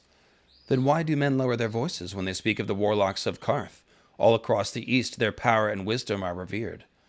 Once they were mighty, Zaro agreed, but now they are as ludicrous as those feeble old soldiers who boast of their prowess long after strength and skill have left them. They read their crumbling scrolls, drink shade of the evening until their lips turn blue, and hint of dread powers, but they are hollow husks compared to those who went before. Pyapri's gifts will turn to dust in your hands, I warn you. So that's an interesting little tidbit about the history of the warlocks, right? It's telling you that they used to be stronger than they are now. But they've since passed into sort of decline. This probably tracks with the decline of magic. The pyromancer spells don't work as well. Magic has faded everywhere in strength. But still a little bit of it, but not that much. The same thing with the fire mage. You can only do a couple tricks. The glass candles begin to burn again in the house of Urathon Nightwalker, who's probably Euron. So the dragons returning are increasing the magic. And that is perhaps why when Dany goes to the house of the Undying are able to try to capture her. They think they might be able to capture her even though she has her dragon. They're actually feeding off her magic. That's what's happening. Sorry, I got the hiccups here. Let me see if I can clear those out.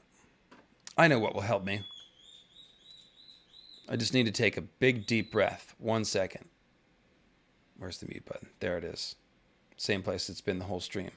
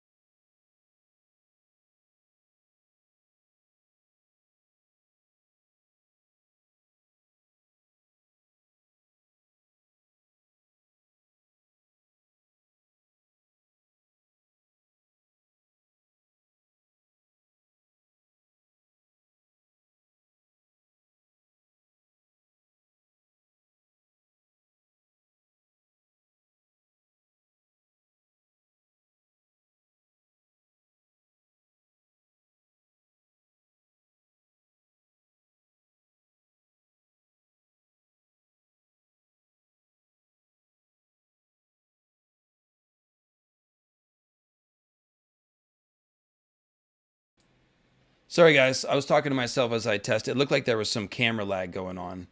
I was asking you if the words and the mouth movements are together, or if I'm looking like a Japanese fighting movie. But I think it's good now.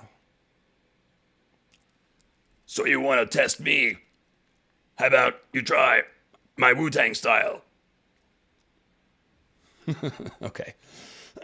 I saw the synergy is just overwhelming right here, so I had to go with it. All right. So we're synced up. We're good to go. You guys know better than to try my Wu-Tang style. Or to send your Shogun ninja spies to my palace. That would be a bad idea. That was the night everything changed. All right. That's enough Wu-Tang references. Okay. Moving right along. Zarzo and Doxos had offered Dany the hospitality of his home while she was in the city. She had expected something grand. She had not expected a palace larger than many a market town. It makes Magister Illyrio's manse in Pentos look like a swineherd's hovel, she thought. So that's how rich they are in Qarth. Zaro swore that his home could comfortably house all of her people and their horses besides. Indeed, it swallowed them. An entire wing was given over to her. She would have her own gardens, a marble bathing pool, a scrying tower, and a warlock's maze. So the scrying tower, that's the thing that jumps out. The scrying tower, that is Church of Starry Wisdom presence. Thank you, Shauna Bass, longtime contributor with a nice chunky computer donation. Thank you, Shauna. So, yes, Arya sees the Church of Starry Wisdom initiates. Shout out to my Starry Wisdom acolyte patrons. She sees the Starry Wisdom priests atop their scrying tower singing to the evening stars. It's one of the only times that the Starry Wisdom cult is actually mentioned in the story, as opposed to the World of Ice and Fire. So, all right. See you later, Shauna. Yeah, thanks. So, the fact that there is a scrying tower in Zaro's house shows that either Zaro himself practices Starry Wisdom cult stuff, or that Starry Wisdom cult is widespread enough in Qarth to where having a scrying tower is almost like having a little chapel. Like Ned has a chapel to the Seven built in Winterfell because he marries Catelyn, who's of the faith of the Seven. Generally, the Starks marry with other northern houses, so this hasn't been an issue before. But he brings Catelyn back to Winterfell, he builds her a sept. Similar kind of thing. International cities are going to have churches of all denominations in them. And in fact, of course, in the modern world, this is the case almost everywhere. I live in Sacramento near San Francisco. San Francisco has every kind of temple and church that you could want to find, because people are going to bring their religion with them wherever they go. So Qarth has a scrying tower. This tells you that Starry Wisdom cult, it's operating here. And we're told that Starry Wisdom cult is prevalent in port cities and that it's practiced by sailors, which of course is realistic because sailors depend on astronomy to survive, and in the real world have always been prone to astronomy or astrology-based religion and mythology. So Starry Wisdom cult, we find signs of it in Old Town and Asshai. Those are the two places. Certainly, Qarth is another suspect. There's Euron Nightwalker with his glass candles. Quaithe uses glass candles, so does Marwyn. Those are both Starry Wisdom cultists. And by the way, check out Great Empire of the Dawn, Church of Starry Wisdom, if you want all the Starry Wisdom content that I can bring you. But it looks like Qarth is definitely a Starry Wisdom hotspot. So that's pretty cool. Before Pyat Pri, when he leaves, he gives... here's an interesting line. So it says, Pyat Pri took his leave as well, vowing to petition the Undying Ones for an audience. An honor as rare as summer snows. So hanging out with the Undying is like being snowed on, but in the summer, meaning when you're not supposed to have snow. So that's a direct reference to the long night, snow coming when it's not supposed to, breaking the cycle of the seasons. And of course, the Undying ones are very elaborate and extensive symbolic parallels for the others. Check out Born to Burn the Others if you don't know about that. So it says, before Pyatri left her, he kissed her bare feet with his pale blue lips and pressed on her a gift, a jar of ointment that he swore would let her see the spirits of the air. Last of the three seekers to depart was Quay, the Shadowbinder. From her, Dany received only a warning. Beware, the woman in the red lacquer mask said. Of whom?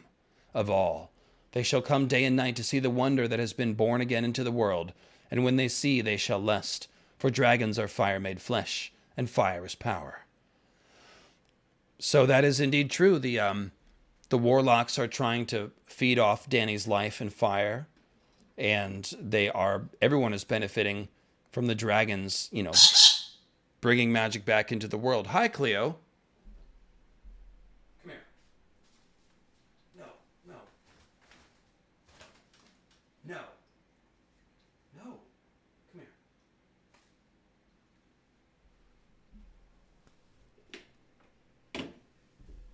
That's bad screaming, Cleo. No screaming. Let me get your Cleo emojis.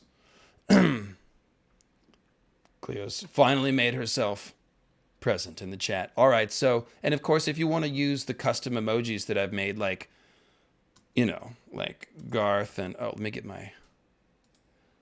If you want to use the custom emojis, all you have to do is become a channel member with the join button. It's right next to the subscription button. And then you can fill the chat with things like Beavis, Bernie, George and I's head attached to a comet. There's Cleo, Targaryen sigil, Baratheon sigil, Stark sigil. It's a trap, General Akbar, Qarth, Weirwood paste. One of the many privileges of being a channel member. Yes. There's your whole menu. And more coming all the time. So, let's go to the next part that I want to read here about Qarth.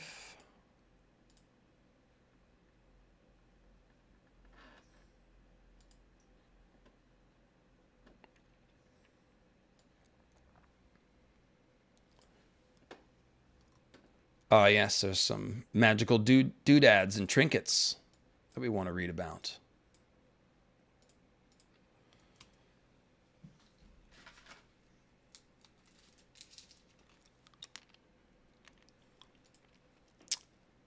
Dany's tight silver collar was chafing against her throat. She unfastened it and flung it aside. The collar was set with an enchanted amethyst that Zaro swore would ward her against all poisons. This is interesting, of course. Many have pointed out Melisandre has a ruby choker necklace. And, of course, when she drinks the poisoned wine and is not poisoned, the ruby brightens and flashes. Now, I have suggested that Melisandre, being someone who is transforming her physiology from human being to powered by R'hllor, essentially, because it says she doesn't need to eat and hardly needs to sleep, and R'hllor gives her all the nourishment that she needs. She may not be able to be poisonable by regular poisons anyway. She also could be using fire magic to purify, or it could be that the actual necklace is enchanted, and that you can. So this isn't even. I guess we should say that magical talismans probably do exist in this story. Like Lightbringer essentially is a magical talisman. It's a regular sword, but it's been infused with a spell that makes it different. We know walls can be, set with spells. If there's magic horns, it's probably the same thing. So I guess we'd have to say that it is possible that a ruby or amethyst necklace could be protection against poison. That could be true. I'd always taken that as kind of bullshit, but might not be. So let's see here. The pureborn were notorious for offering poisoned wine to those they thought dangerous, but they had not given Dany so much as a cup of water. They never saw me for a queen, she thought bitterly. I was only an afternoon's amusement, a horse girl with a curious pet.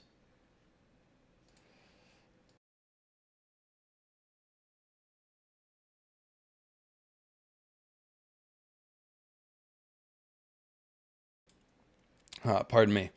Rhaegal hissed and dug sharp black claws into her bare shoulder as Dany stretched out a hand for the wine. Wincing, she shifted him to her other shoulder where he could claw her gown instead of her skin. She was garbed after the Qarthian fashion. Xaro had warned her that the enthroned would never listen to a Dothraki, so she had taken great care to go before them in flowing green samite, with one breast bared, silvered sandals on her feet, with a belt of black and white pearls around her waist. For all the help they offered, I could have gone naked. Perhaps I should have. She drank deep. Descendants of the ancient kings and queens of Qarth, the pureborn commanded the civic guard and the fleet of ornate galleys that ruled the straits between the seas. Daenerys Targaryen had wanted that fleet, or part of it, and some of their soldiers as well. She made the traditional sacrifice in the Temple of Memory, offered the traditional bribe to the keeper of the long list, sent the traditional persimmon to the opener of the door, and finally received the traditional blue silk slippers summoning her to the Hall of 1,000 Thrones. The pureborn heard her pleas from the great wooden seats of their ancestors, rising in curved tiers from a marble floor to a high-domed ceiling painted with the scenes of Qarth's vanished glory. The chairs were immense, fantastically carved, bright with gold work and studded with amber, onyx, lapis, and jade, each one different from all the others, each striving to be the most fabulous. Yet the men who sat in them seemed so listless and world-weary they might have been asleep. They listened, but they did not hear or care, she thought. They are milkmen indeed. They never meant to help me. They came because they were curious. They came because they were bored, and the dragon on my shoulder interested them more than I did. So, definitely some symbolism flying there, right?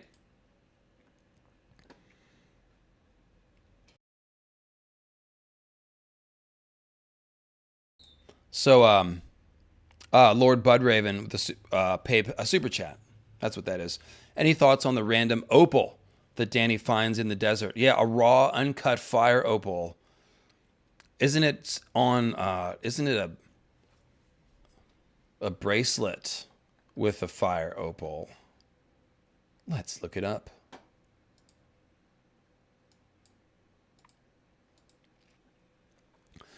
That is an interesting one because they find that along with that big dragon skeleton, if I don't.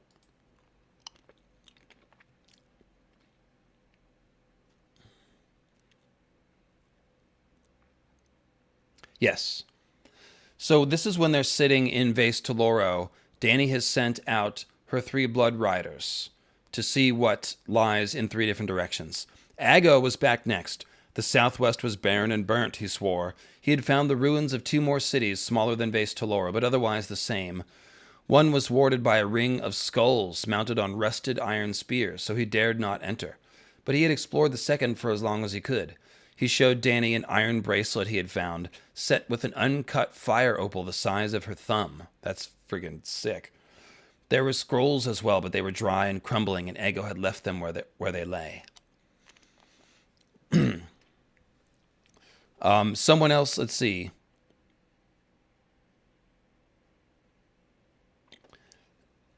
One of the other riders found a dragon skeleton in the desert too, which was cool. But yeah, I'm not really sure what to make of that. The iron bracelet with an uncut fire opal.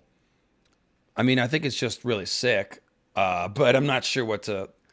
I think I used to have a symbolism idea about that, but I don't even remember what it was. The ring of skulls mounted on iron spears. Skulls on spears are used as comet or meteor symbols a lot, because a comet is said to have a head and a tail. So that's a pretty obvious thing. A skull with a spear. The sun spear is also a comet symbol. So it's there's definitely some symbolism going on here, but because Vaes Dothrak is a city as bright as the moon, but it's all broken and abandoned. So all of these, there's a lot of broken moon symbols. I guess that's the way to say it. Like, there's the skeleton of a dragon. There's a city that looks like the moon that's dead. There's a sister city to that one that's surrounded by comet symbols. So it's like, what killed the moon? You know, a comet. And then the uncut fire opal. I mean, it's a fiery jewel, but I don't know. I don't know that it's just sort of all of a piece, I guess. But it's a cool quote, and so now we've read it. Let's see. Zaro also speaks of the 13 wanting to set a crown of black jade and fire opals on Dany's head. So that's cool. That would essentially just look like, I don't know, that could be a shout out to, like, I don't know, Melkor and the Silmarillions on his crown, but I don't really know. Well, there was an Opal Emperor, that's true. Opal, Amethyst, Tourmaline, and Jade. He is. So, yeah, maybe that is a reference.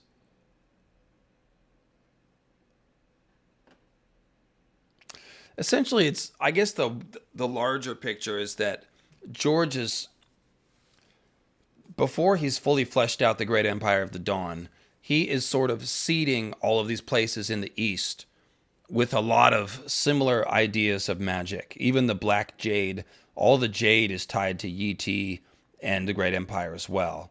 So he's sort of coloring the world, and from that tapestry of color will emerge later the Great Empire of the Dawn stuff. I guess that's probably the best way to say it.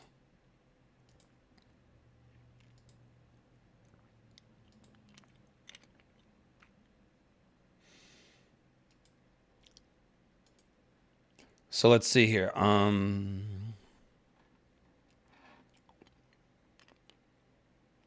Wayward White Walker sent in a 420 that I had missed. Thank you.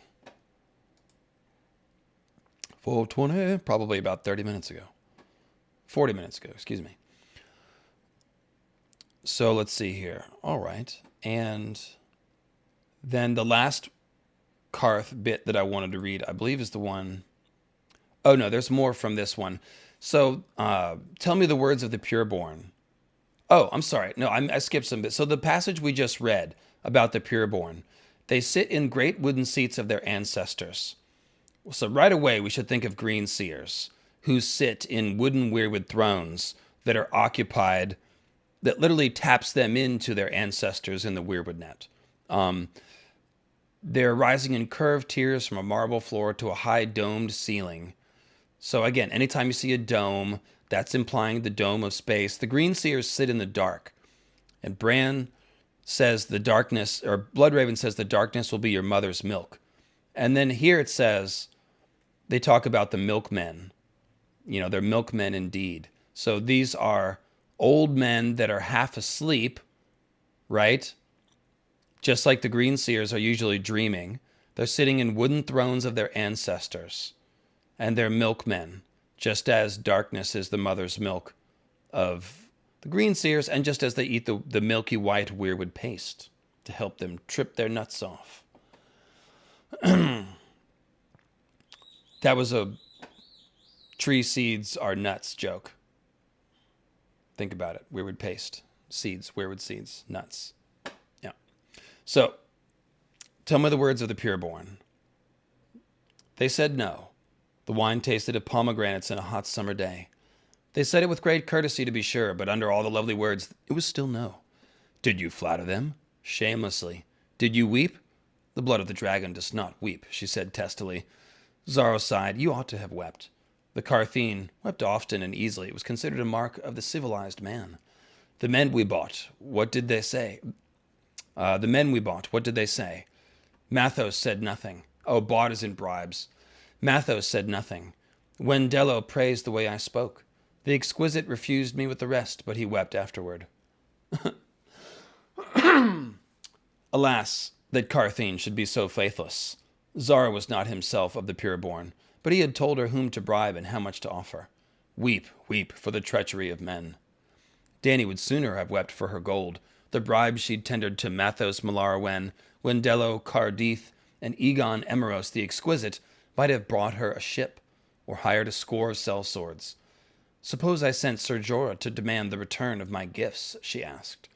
Suppose a sorrowful man came to my palace one night and killed you as you slept, said Xaro. The sorrowful men were an ancient sacred guild of assassins, so named because they always whispered, I am so sorry, to their victims before they killed them. The Qarthian were nothing if not polite. It is wisely said that it is easier to milk the stone cow of Pharos than to wring gold from the pureborn. So this is a cool moon symbolism bit. So Pharos is spelled with an F, but of course this makes you think of one of the wonders of the world, the lighthouse of Pharos. So a stone cow that's really a lighthouse. Well, of course, the moon is associated with milk and with cows. A lot of moon goddesses like Hathor are associated with cows. The cow's horns, the horned moon, fertility, mother's milk, all that stuff. So a stone cow of Pharos, a stone cow, that's the moon is a stone cow in that sense. And Pharos being a lighthouse, this is a reference to Lightbringer being associated with the moon meteors, I would say. But it's just a one-liner. It's just a one-off, so it's not like important or anything, but that's how I put that together, for what it's worth.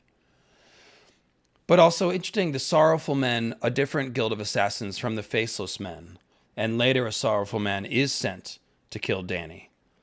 So just a little interesting bit of trivia there.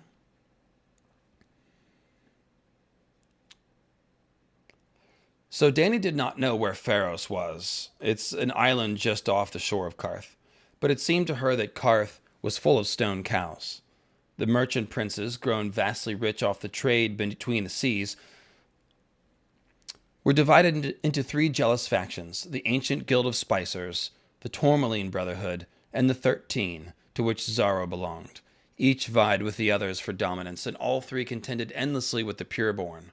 And brooding over all were the warlocks, with their blue lips and dread powers, seldom seen but much feared. So actually I've got a map that I want to show. Yes, let me share my screen again.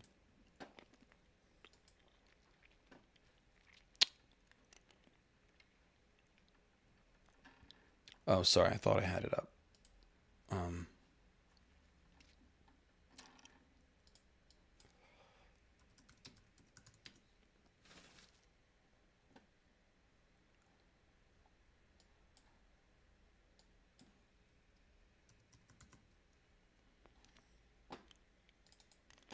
There we go.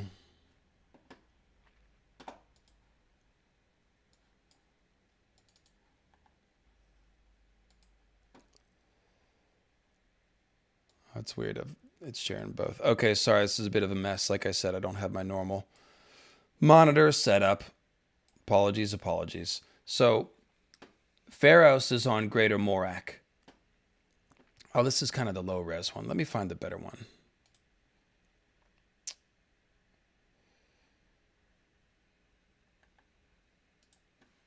Sorry, a little behind the scenes. I need the large one. Lands of Ice and Fire. Here we go. This is the high-res scan. So there you go. You can see Qarth and the Jade Gates, and then there's Great Morak, which is a huge island, actually, and Pharos is on Great Morak. The Isle of Whips is just off to the east there. That is a heavy hub of slavery. That's why it's called the Isle of Whips. So one of the reasons why I'm reading about Qarth here is because Qarth comes back into the story. They send a bunch of ships to go to war with Dany in Slaver's Bay. The reason why they are so bloody rich, as we've just seen, is because of the slave trade. And that's why they are ready to go to war when Dany disrupts the slave trade. Now, all of these cities here in the Red Waste were once part of an empire, of which Qarth is the only remaining city. I guess there's also Carcash and Port Yos right there. It looks like Carcash, at least, bearing a similar Q name, is probably related to Qarth. Like another one of those cities is Colon. Vaes Kosar's original name was Colon. And then we see like Vaes Teloro. That's the Dothraki name for it. So there would have been an original Qarthian name and other cities in the Red Waste too, no doubt. Now you can see the Bones Mountains that I talked about earlier. There's Bayasabad, Samiriana, Kaya Kayanaya.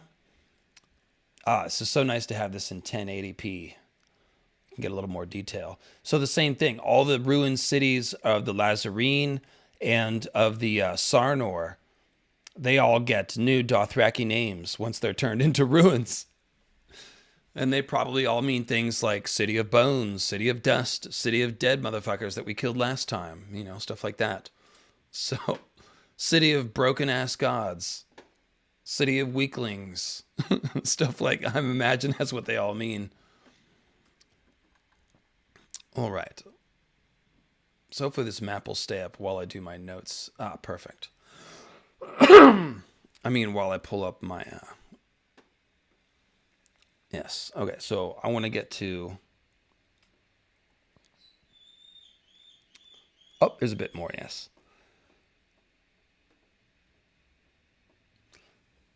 So she would have been lost without Zaro. The gold that she had squandered to open the doors of the Hall of 1,000 Thrones was largely a product of the merchants' generosity and quick wits.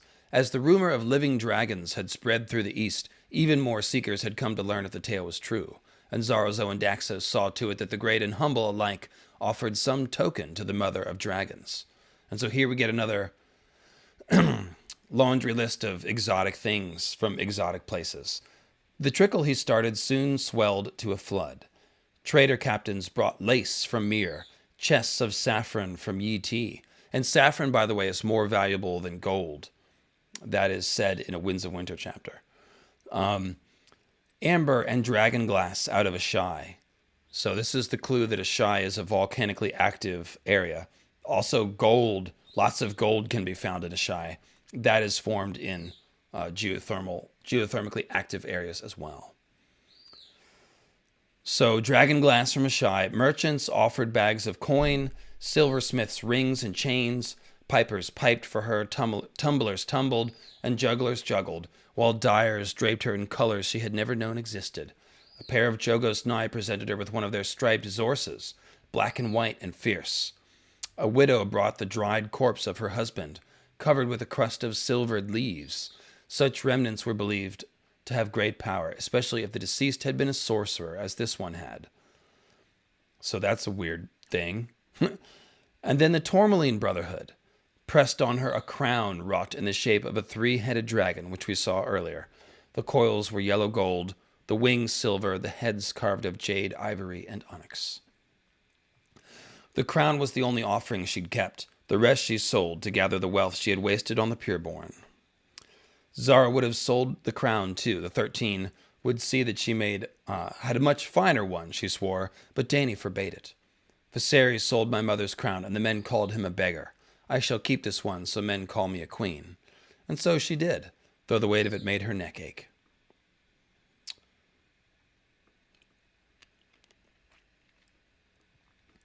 Let's see here. And then she's reflecting on how she's still a beggar, even though she's a queen.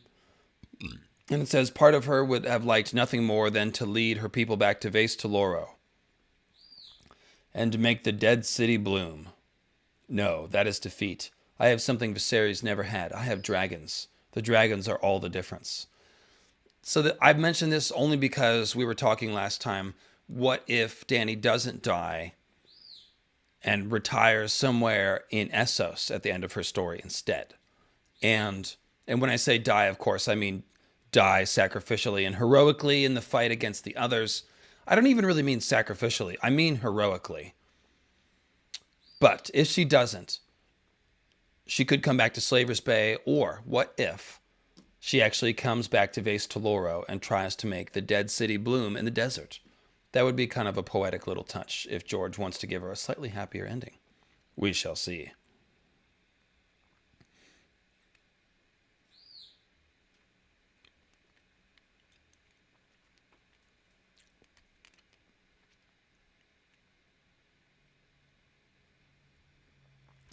Zorro also gives her...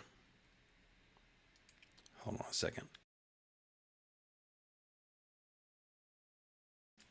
Let's see. Perfumes and pomegranates, tumbling monkeys and spitting snakes, scrolls from lost Valyria.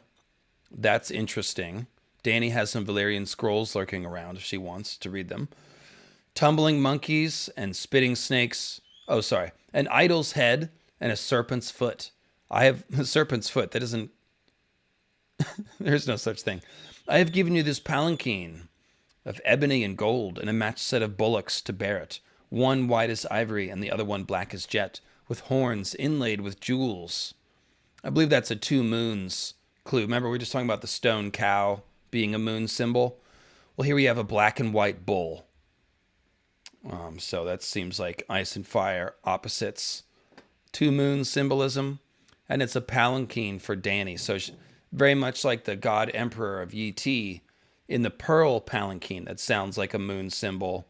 Here we have Dany being pulled along by 2 moon bulls. Pretty cool. Let's see. And then she says, but it was ships and soldiers I wanted. And he says, did I not give you an army? 1,000 knights, each in shining armor. The armor had been made of silver and gold, the knights of jade and beryl and onyx and tourmaline, of amber and opal and amethyst, each as tall as her little finger. 1,000 lovely knights, she said, but not the sort my enemies need fear. So, let's go back over those stones. Jade, onyx, tourmaline, opal, amethyst. Those are 5 out of the 8 of the gemstone emperors. So in Qarth, Dany is given a symbolic army, a toy army. But perhaps this is a clue that in fact Qarth has a lineage going back to the Great Empire of the Dawn. And I suggested this last time when I've talked about the Tourmaline Brotherhood. There was a Tourmaline emperor, and these emperors of the Great Empire of the Dawn, they seem like the type to be, philosopher kings, that kind of a thing. So perhaps the Tourmaline Brotherhood is formed around the sayings and teachings of the Tourmaline Emperor.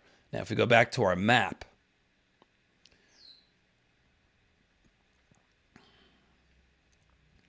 you can see, okay, so the Great Empire of the Dawn, it encompassed all the lands of Yi. So that's already butting up right against Qarth, right? And it also included Lang. So that means the Great Empire of the Dawn was a maritime power. They could sail. Now, I've argued that the evidence also says that Asshai would have been part of the Great Empire of the Dawn. The Great Empire of the Dawn occupied all this up here, too. The Jogos Nye, the Great Sand Sea, the Shrinking Sea. This is all Great Empire of the Dawn territory. So Qarth, you can see they're right on the edge. And of course, there's a trading route along the coast. You can very quickly get from Asabad, which is a Yitish city, inside the domains of the Great Empire, over to Qarth. It's a short trip. Now, we're also told that when the Great Empire collapsed, the people fled. They went all their own directions. All the tribes of man scattered, and the Great Empire did not reform. So if you picture people fleeing, and we know a lot of people fled over the Bones Mountains. Well, if people fled over those mountain passes, some of them would have also fled along the coast road. Meaning, Great Empire of the Dawn refugees, 100%, some of them would have ended up in Qarth. Qarth has taken up the mantle of the greatest city in the world that was vacated whenever Asshai was corrupted and blighted, if you will, turned to a shadowed city of oily black stone. And this is my theory, of course, that it was once glorious and shining and then poisoned, as opposed to the biggest city in the world being built out of toxic stone. That doesn't make sense. So, I think the evidence is pretty strong that there would have been a strong Great Empire influence on Qarth. Refugees would have come there. There would have been trading going back and forth, and definitely an exchange of ideas. And then in Qarth, we find these Undying ones, the warlocks, who are essentially portraying to Dany an image of what they probably remember the Great Empire of the Dawn emperors looking like. Remember, Dany sees... Well, I'll just read it, actually. That'll be a good passage to read.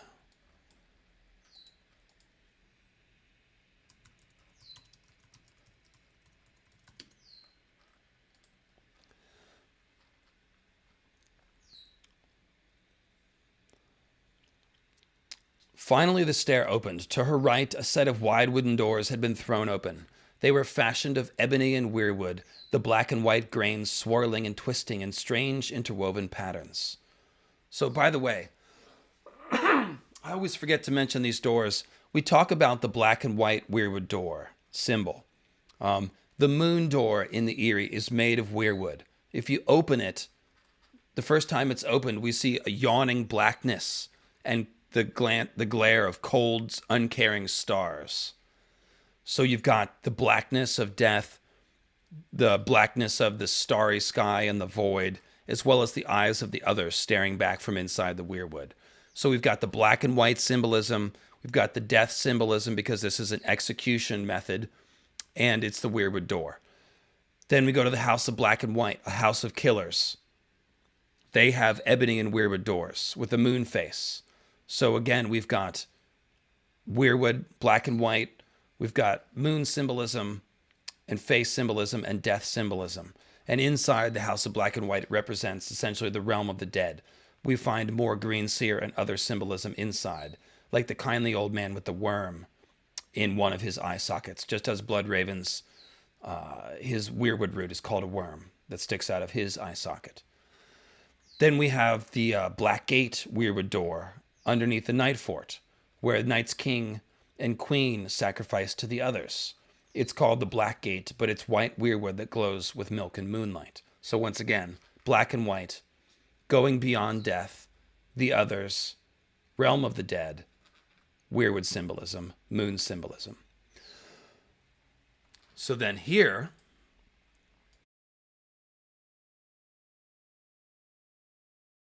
in the House of Black and White, it's similar, but it's trippy. It's magical, right? The grains are swirling together. It says, just one more time, ebony and weirwood, the black and white grains swirling and twisting in strange interwoven patterns. So it's like the doors warping and wefting or something. I don't know. It's some sort of magic. Obviously, this is a vision. But beyond the black and white doors are always things that represent the others, the green seers, and the realm of the dead. So inside these doors, here's what we see. Beyond the doors was a great hall and a splendor of wizards. Some wore sumptuous robes of ermine, ruby velvet, and cloth of gold. Others fancied elaborate armor studded with gemstones or tall pointed hats speckled with stars. There were women among them, dressed in gowns of surpassing loveliness. Shafts of sunlight slanted through windows of stained glass, and the air was alive with the most beautiful music she had ever heard. A kingly man in rich robes rose when he saw her and smiled. Daenerys of House Targaryen, be welcome. Come and share the food of forever. We are the Undying of Qarth. Long have we awaited you, said the woman beside him, clad in rose and silver. The breast she had left bare in the Qarthian fashion was as perfect as a breast could be. We knew you were to come to us, the wizard said. 1,000 years ago we knew, and we have been waiting all this time. We sent the comet to show you the way. We have knowledge to share with you, said a warrior in shining emerald armor, and magic weapons to arm you with. You have passed every trial. Now come and sit with us, and all your questions shall be answered. She took a step forward, but then Drogon leapt from her shoulder. He flew to the top of the ebony and weirwood door, perched there, and began to bite at the carved wood. A willful beast, laughed a handsome young man. Shall we teach you the secret speech of dragonkind? Come, come. So, this is a couple things. One, I think this is, first of all, this is a fake image of the Undying. Their true form reveals them as symbols of the others. They're cold blue shadows. They are empty husks. They're dry and they're cold, and they want to suck Dany's life away. So they gathered around a cold blue heart, like the heart of winter. But here is their fake image of them that they are presenting.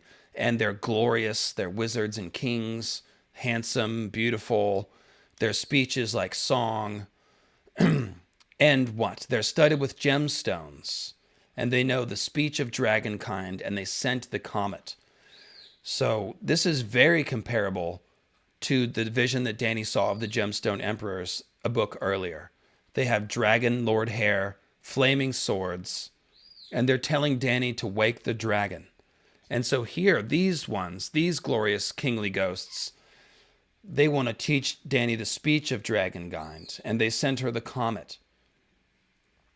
So this is trying to appeal to Dany. The whole point of this vision is to trick Dany. So the Undying are showing Dany their best idea of what her ancestors might look like. And these aren't Valyrian ancestors. These are older than Valyrian ancestors. Otherwise, they just would have made them look like Valyrians, but they're different. They're wizards and sorcerers. They have pointed hats speckled with stars. So my only explanation is that this is the Undying trying to pose as the Gemstone Emperors of the Great Empire of the Dawn. And that would make sense because, again, Qarth is inside the realm of influence of the Great Empire and would have received Great Empire refugees. Also, Zaro says, the warlocks that are here now are nothing compared to what once was. So at one point, you have to picture far more powerful warlock lords, warlock kings. Shout out to Terry Brooks and the Sword of Shannara and the Warlock Lord. So these more powerful warlocks, like, that could be a remnant of Great Empire of the Dawn sorcery. It sounds a lot like the Bloodstone Emperor practicing all of his, witchcraft.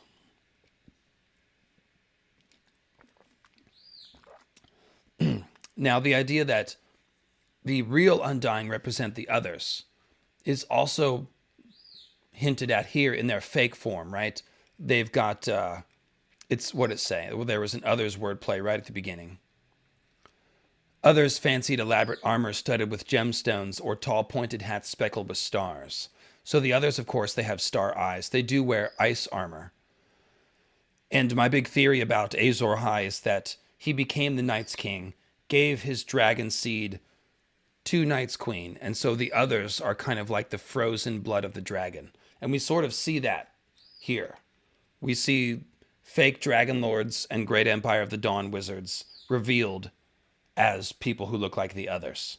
So that's almost showing you the transformation from Great Empire of the Dawn Gemstone Emperor into undead, ghostly other. They also are offering to arm Dany with magic weapons, just as the Gemstone Emperors hold flaming swords. So, and then the last hint here, and yes, if you want to donate to the computer, thank you, Carsnark. It's not up on the screen like it usually is, but now it is. PayPal.com/PayPalMe/mythicalAstronomy. You can actually type it in even shorter. PayPal.me/mythicalAstronomy will get you there as well. But that's the full link. And yes, I am raising money for a new computer. I am almost there, a few $100s short. And if you've got any ducats to spend, I would appreciate it. So let's go ahead and change up the picture. Let's go back to glorious me. Here I am. And yeah. So let's see if I can find the fiery ladder. Yes.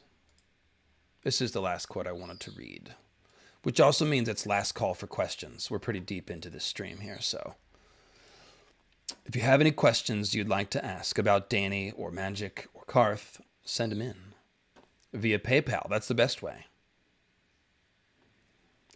So the Mac is not overheating, but only because I do not have it plugged into an external monitor, which means I'm doing this live stream from the laptop stream, which is very tiny and crowded.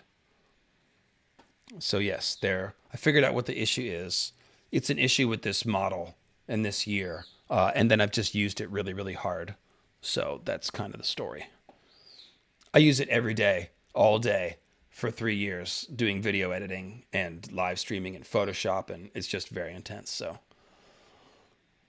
yeah. All right.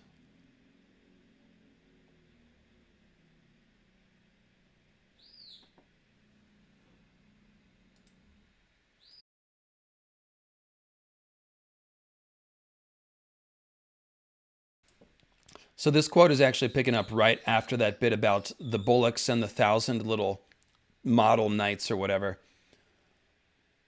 They see a fire mage, and Dany wants to see. And so it says, the Dothraki offered a hand down. When she took it, he pulled her up onto his horse and sat her in front of him where she could see over the heads of the crowd. The fire mage had conjured a ladder in the air, a crackling orange ladder of swirling flame that rose unsupported from the floor of the bazaar, reaching toward the high latticed roof. So again, the latticed roof is called out. So this is a stairway to heaven symbol, ladder to the stars. Most of the spectators, she noticed, were not of the city. She saw sailors off trading ships, merchants come by caravan, dusty men out of the red waste, wandering soldiers, craftsmen, slavers. Jogo slid one hand about her waist and leaned close. The milkmen shun him. Khaleesi, do you see the girl in the felt hat? There, behind the fat priest. She is a cutpurse, finished Dany. She was no pampered lady, blind to such things. She had seen cutpurses aplenty in the streets of the free cities during the years she'd spent with her brother, running from the usurper's hired knives. The mage was gesturing, urging the flames higher and higher with broad sweeps of his arms. As the watchers craned their necks upward, the cutpurses squirmed through the press, small blades hidden in the palms of their hands. They relieved the prosperous of their coin with one hand, while pointing upward with the other. When the fiery ladder stood 40 feet high, the mage leapt forward and began to climb it, scrambling up hand over hand as quick as a monkey. Each rung he touched dissolved behind him, leaving no more than a wisp of silver smoke. When he reached the top, the ladder was gone, and so was he. A fine trick, announced Jogo with admiration. No trick, a woman said in the common tongue. Dany had not noticed Quaithe in the crowd, yet there she stood, eyes wet and shiny behind the implacable red lacquer mask. What do you mean, my lady? Half a year gone, that man could scarcely wake fire from dragonglass. He had some small skill with powders and wildfire, sufficient to entrance a crowd while his cutpurses did their work. He could walk across hot coals and make burning roses bloom in the air, but he could no more aspire to climb the fiery ladder than a common fisherman could hope to catch a kraken in his nets. Dany looked uneasily at where the ladder had stood. Even the smoke was gone now, and the crowd was breaking up, each man going about his business. In a moment, more than a few would find their purses flat and empty. And now? And now as powers grow, Khaleesi, and you are the cause of it. Me? She laughed. How could that be? The woman stepped closer and laid 2 fingers on Dany's wrist. You are the mother of dragons, are you not? She is, and no spawn of shadows may touch her. Jogo brushed Quaithe's fingers away with the handle of his whip. The woman took a step backward. You must leave this city soon, Daenerys Targaryen, or you will never be permitted to leave it at all. Dany's wrist still tingled where Quaithe had touched her. Where would you have me go? She asked. To go north, you must journey south. To reach the west, you must go east. To go forward, you must go back. And to touch the light, you must pass beneath the shadow. Asshai, Dany thought. She would have me go to Asshai. Will the Asshai give me an army? She demanded. Will there be gold for me in Asshai? Will there be ships? What is there in Asshai that I cannot find in Qarth? Truth, said the woman in the mask, and bowing, she faded back into the crowd.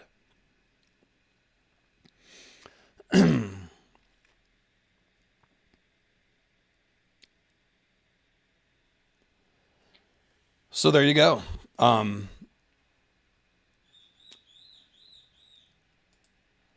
There's what's going on in that. So first of all, fire magic. A couple of notes on fire magic. Even before the Dany births dragons into the world, returns dragons to the world, there's still a little bit of magic. He said he could wake a little bit of fire from dragonglass, which is interesting, because waking fire from dragonglass, that's basically lighting a glass candle. That's what that is. Or it could be taking like a dragon glass knife and lighting it on fire, which could be the same thing as a glass candle. We don't know. But that's interesting. The lighting dragon glass on fire is pretty low level magic. That's the first thing a fire magic can do, even when magic is waning.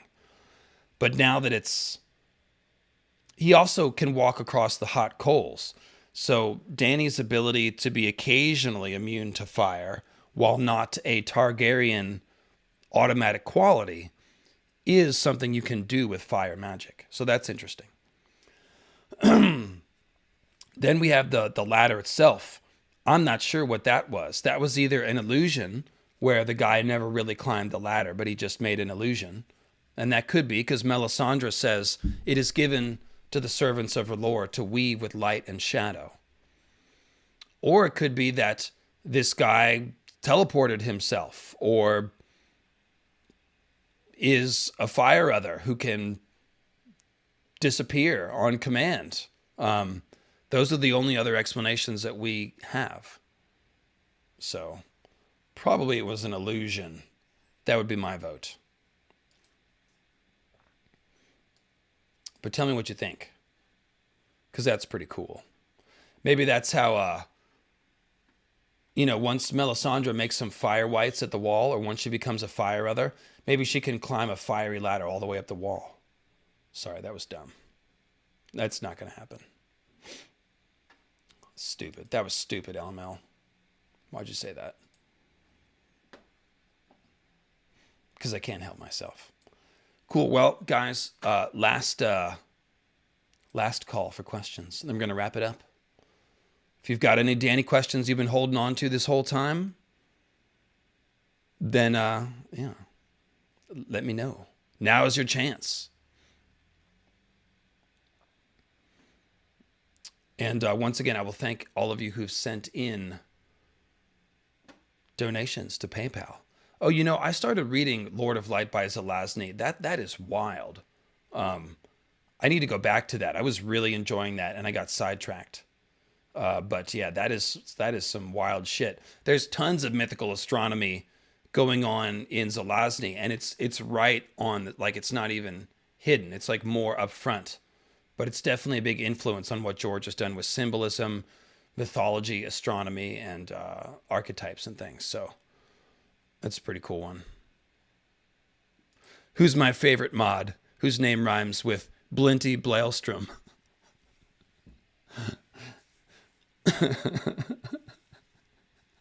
I'm dying. Yes, Blarl Blar Snark is my second favorite mod. And Blinty Blaelstrom is definitely my favorite. Yeah, that's definitely true. So guys, on the way out, please leave a comment, and you can do that by refreshing the window. As soon as I close down the stream, hit refresh, then you can leave a comment.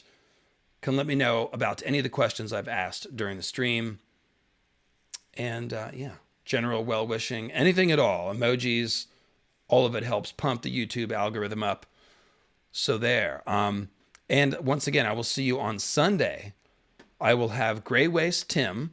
Go check out his YouTube channel, Grey Waste Tim.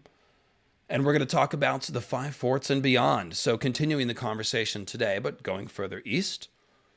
And don't miss Grey Waste Tim's stream on Saturday night about Lovecraftian stuff in A Song of Ice and Fire. So subscribe to Grey Waste Tim's channel. Click the notification bell, and then you'll get a notification when he goes live. Sir Meowkins asks me, who's my favorite cat-themed subscriber? Well, it's definitely Sir Meowkins, who has donated to the computer fund with paypal.me mythical astronomy. That makes it an easy choice. Yeah, Iron Throne's read Zelazny's Lord of Light too. Cool. Right on, guys. Well, I'm going to go ahead and head out of here and grab myself some dinner. And, late super chat coming in from Mahas Samatman. Oh, you've probably read Lord of Light too. Sam, yeah, because they okay. That name is definitely a Zelazny reference. How's Dany going to handle the noble kids in Volantis? By the way, her name is a Lord of Light reference. Daenerys or Dany? What's the Dany reference in Zelazny? Have I not gotten that far, maybe? Spell that out, Sam, if you will. And, Carl Karsnark just put a link to the audiobook on YouTube in the chat. So, yeah, noble children of the slave masters of Volantis getting burned when Dany burns the city is exactly the kind of collateral damage that could taint that event that I was talking about in the video. Remember, I said that for the most part, it seems like the Red Temple and the Widow of the Waterfront will be able to get all the slaves out of okay, I'm sorry. Sam was saying that his name is a reference, not Dany. Okay, very good. Okay, so I've said that the Widow of the Waterfront and the Red Priest should be able to get all the slaves out of the inner city so Dany can burn it. But yeah, those slave lords have children. And we've seen that when Dany takes the noble children of the Marinese slave lords as hostages, she treats them very well. She makes them cupbearers, and she refuses to execute them even when they're killing her unsullied in the streets. So if the children of slavers were to die, Dany would feel bad about that. And I think this is exactly what George is going to do. He's not going to give Dany purely righteous ways to use the dragons against other people. We're going to see tainted, we're going to see him building up this idea that Dany, the dragons just create horrible violence. And eventually she needs to get to the point of walking away from trying to conquer Westeros with the dragons. So I believe George will develop that conflict by presenting collateral damage. Dany's always worried about collateral damage. So yeah, I think that makes sense. So Mbox is asking, why was magic increased with the return of the dragons? I talked about this last reference, last live stream, I'm sorry. Basically, it seems like magic works kind of like mass and gravity, where things that are magically powerful influence each other. So the wall is a hinge of the world, but it's not. It's built over an important place. Like there's that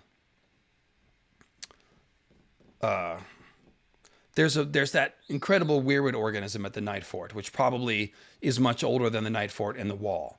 So they built the wall in a place that was magical, but because the wall's made with magic, it seems to have built it up. So I think the dragons returned magic to the world. The comet increases magic. Basically, everything that's magical works to build up magical mass, or gravity, if you will. So that's why Melisandre, a fire user, can draw strength from a hinge of the world that's made out of ice. Because at the root level, magic all reacts to one another. It's all similar. That seems to be the case anyway. All right, friends, that's a good place to stop. So I will see you on Sunday for the Five Forts and Beyond stream with Grey Waste Tim. And keep watching that Dany video. And if you're watching after the fact, Cleo, come here, girl. And are still considering sending in a PayPal computer donation, then thank you very much. And those are still useful. So that's it, and I'll see you Sunday. Bye-bye.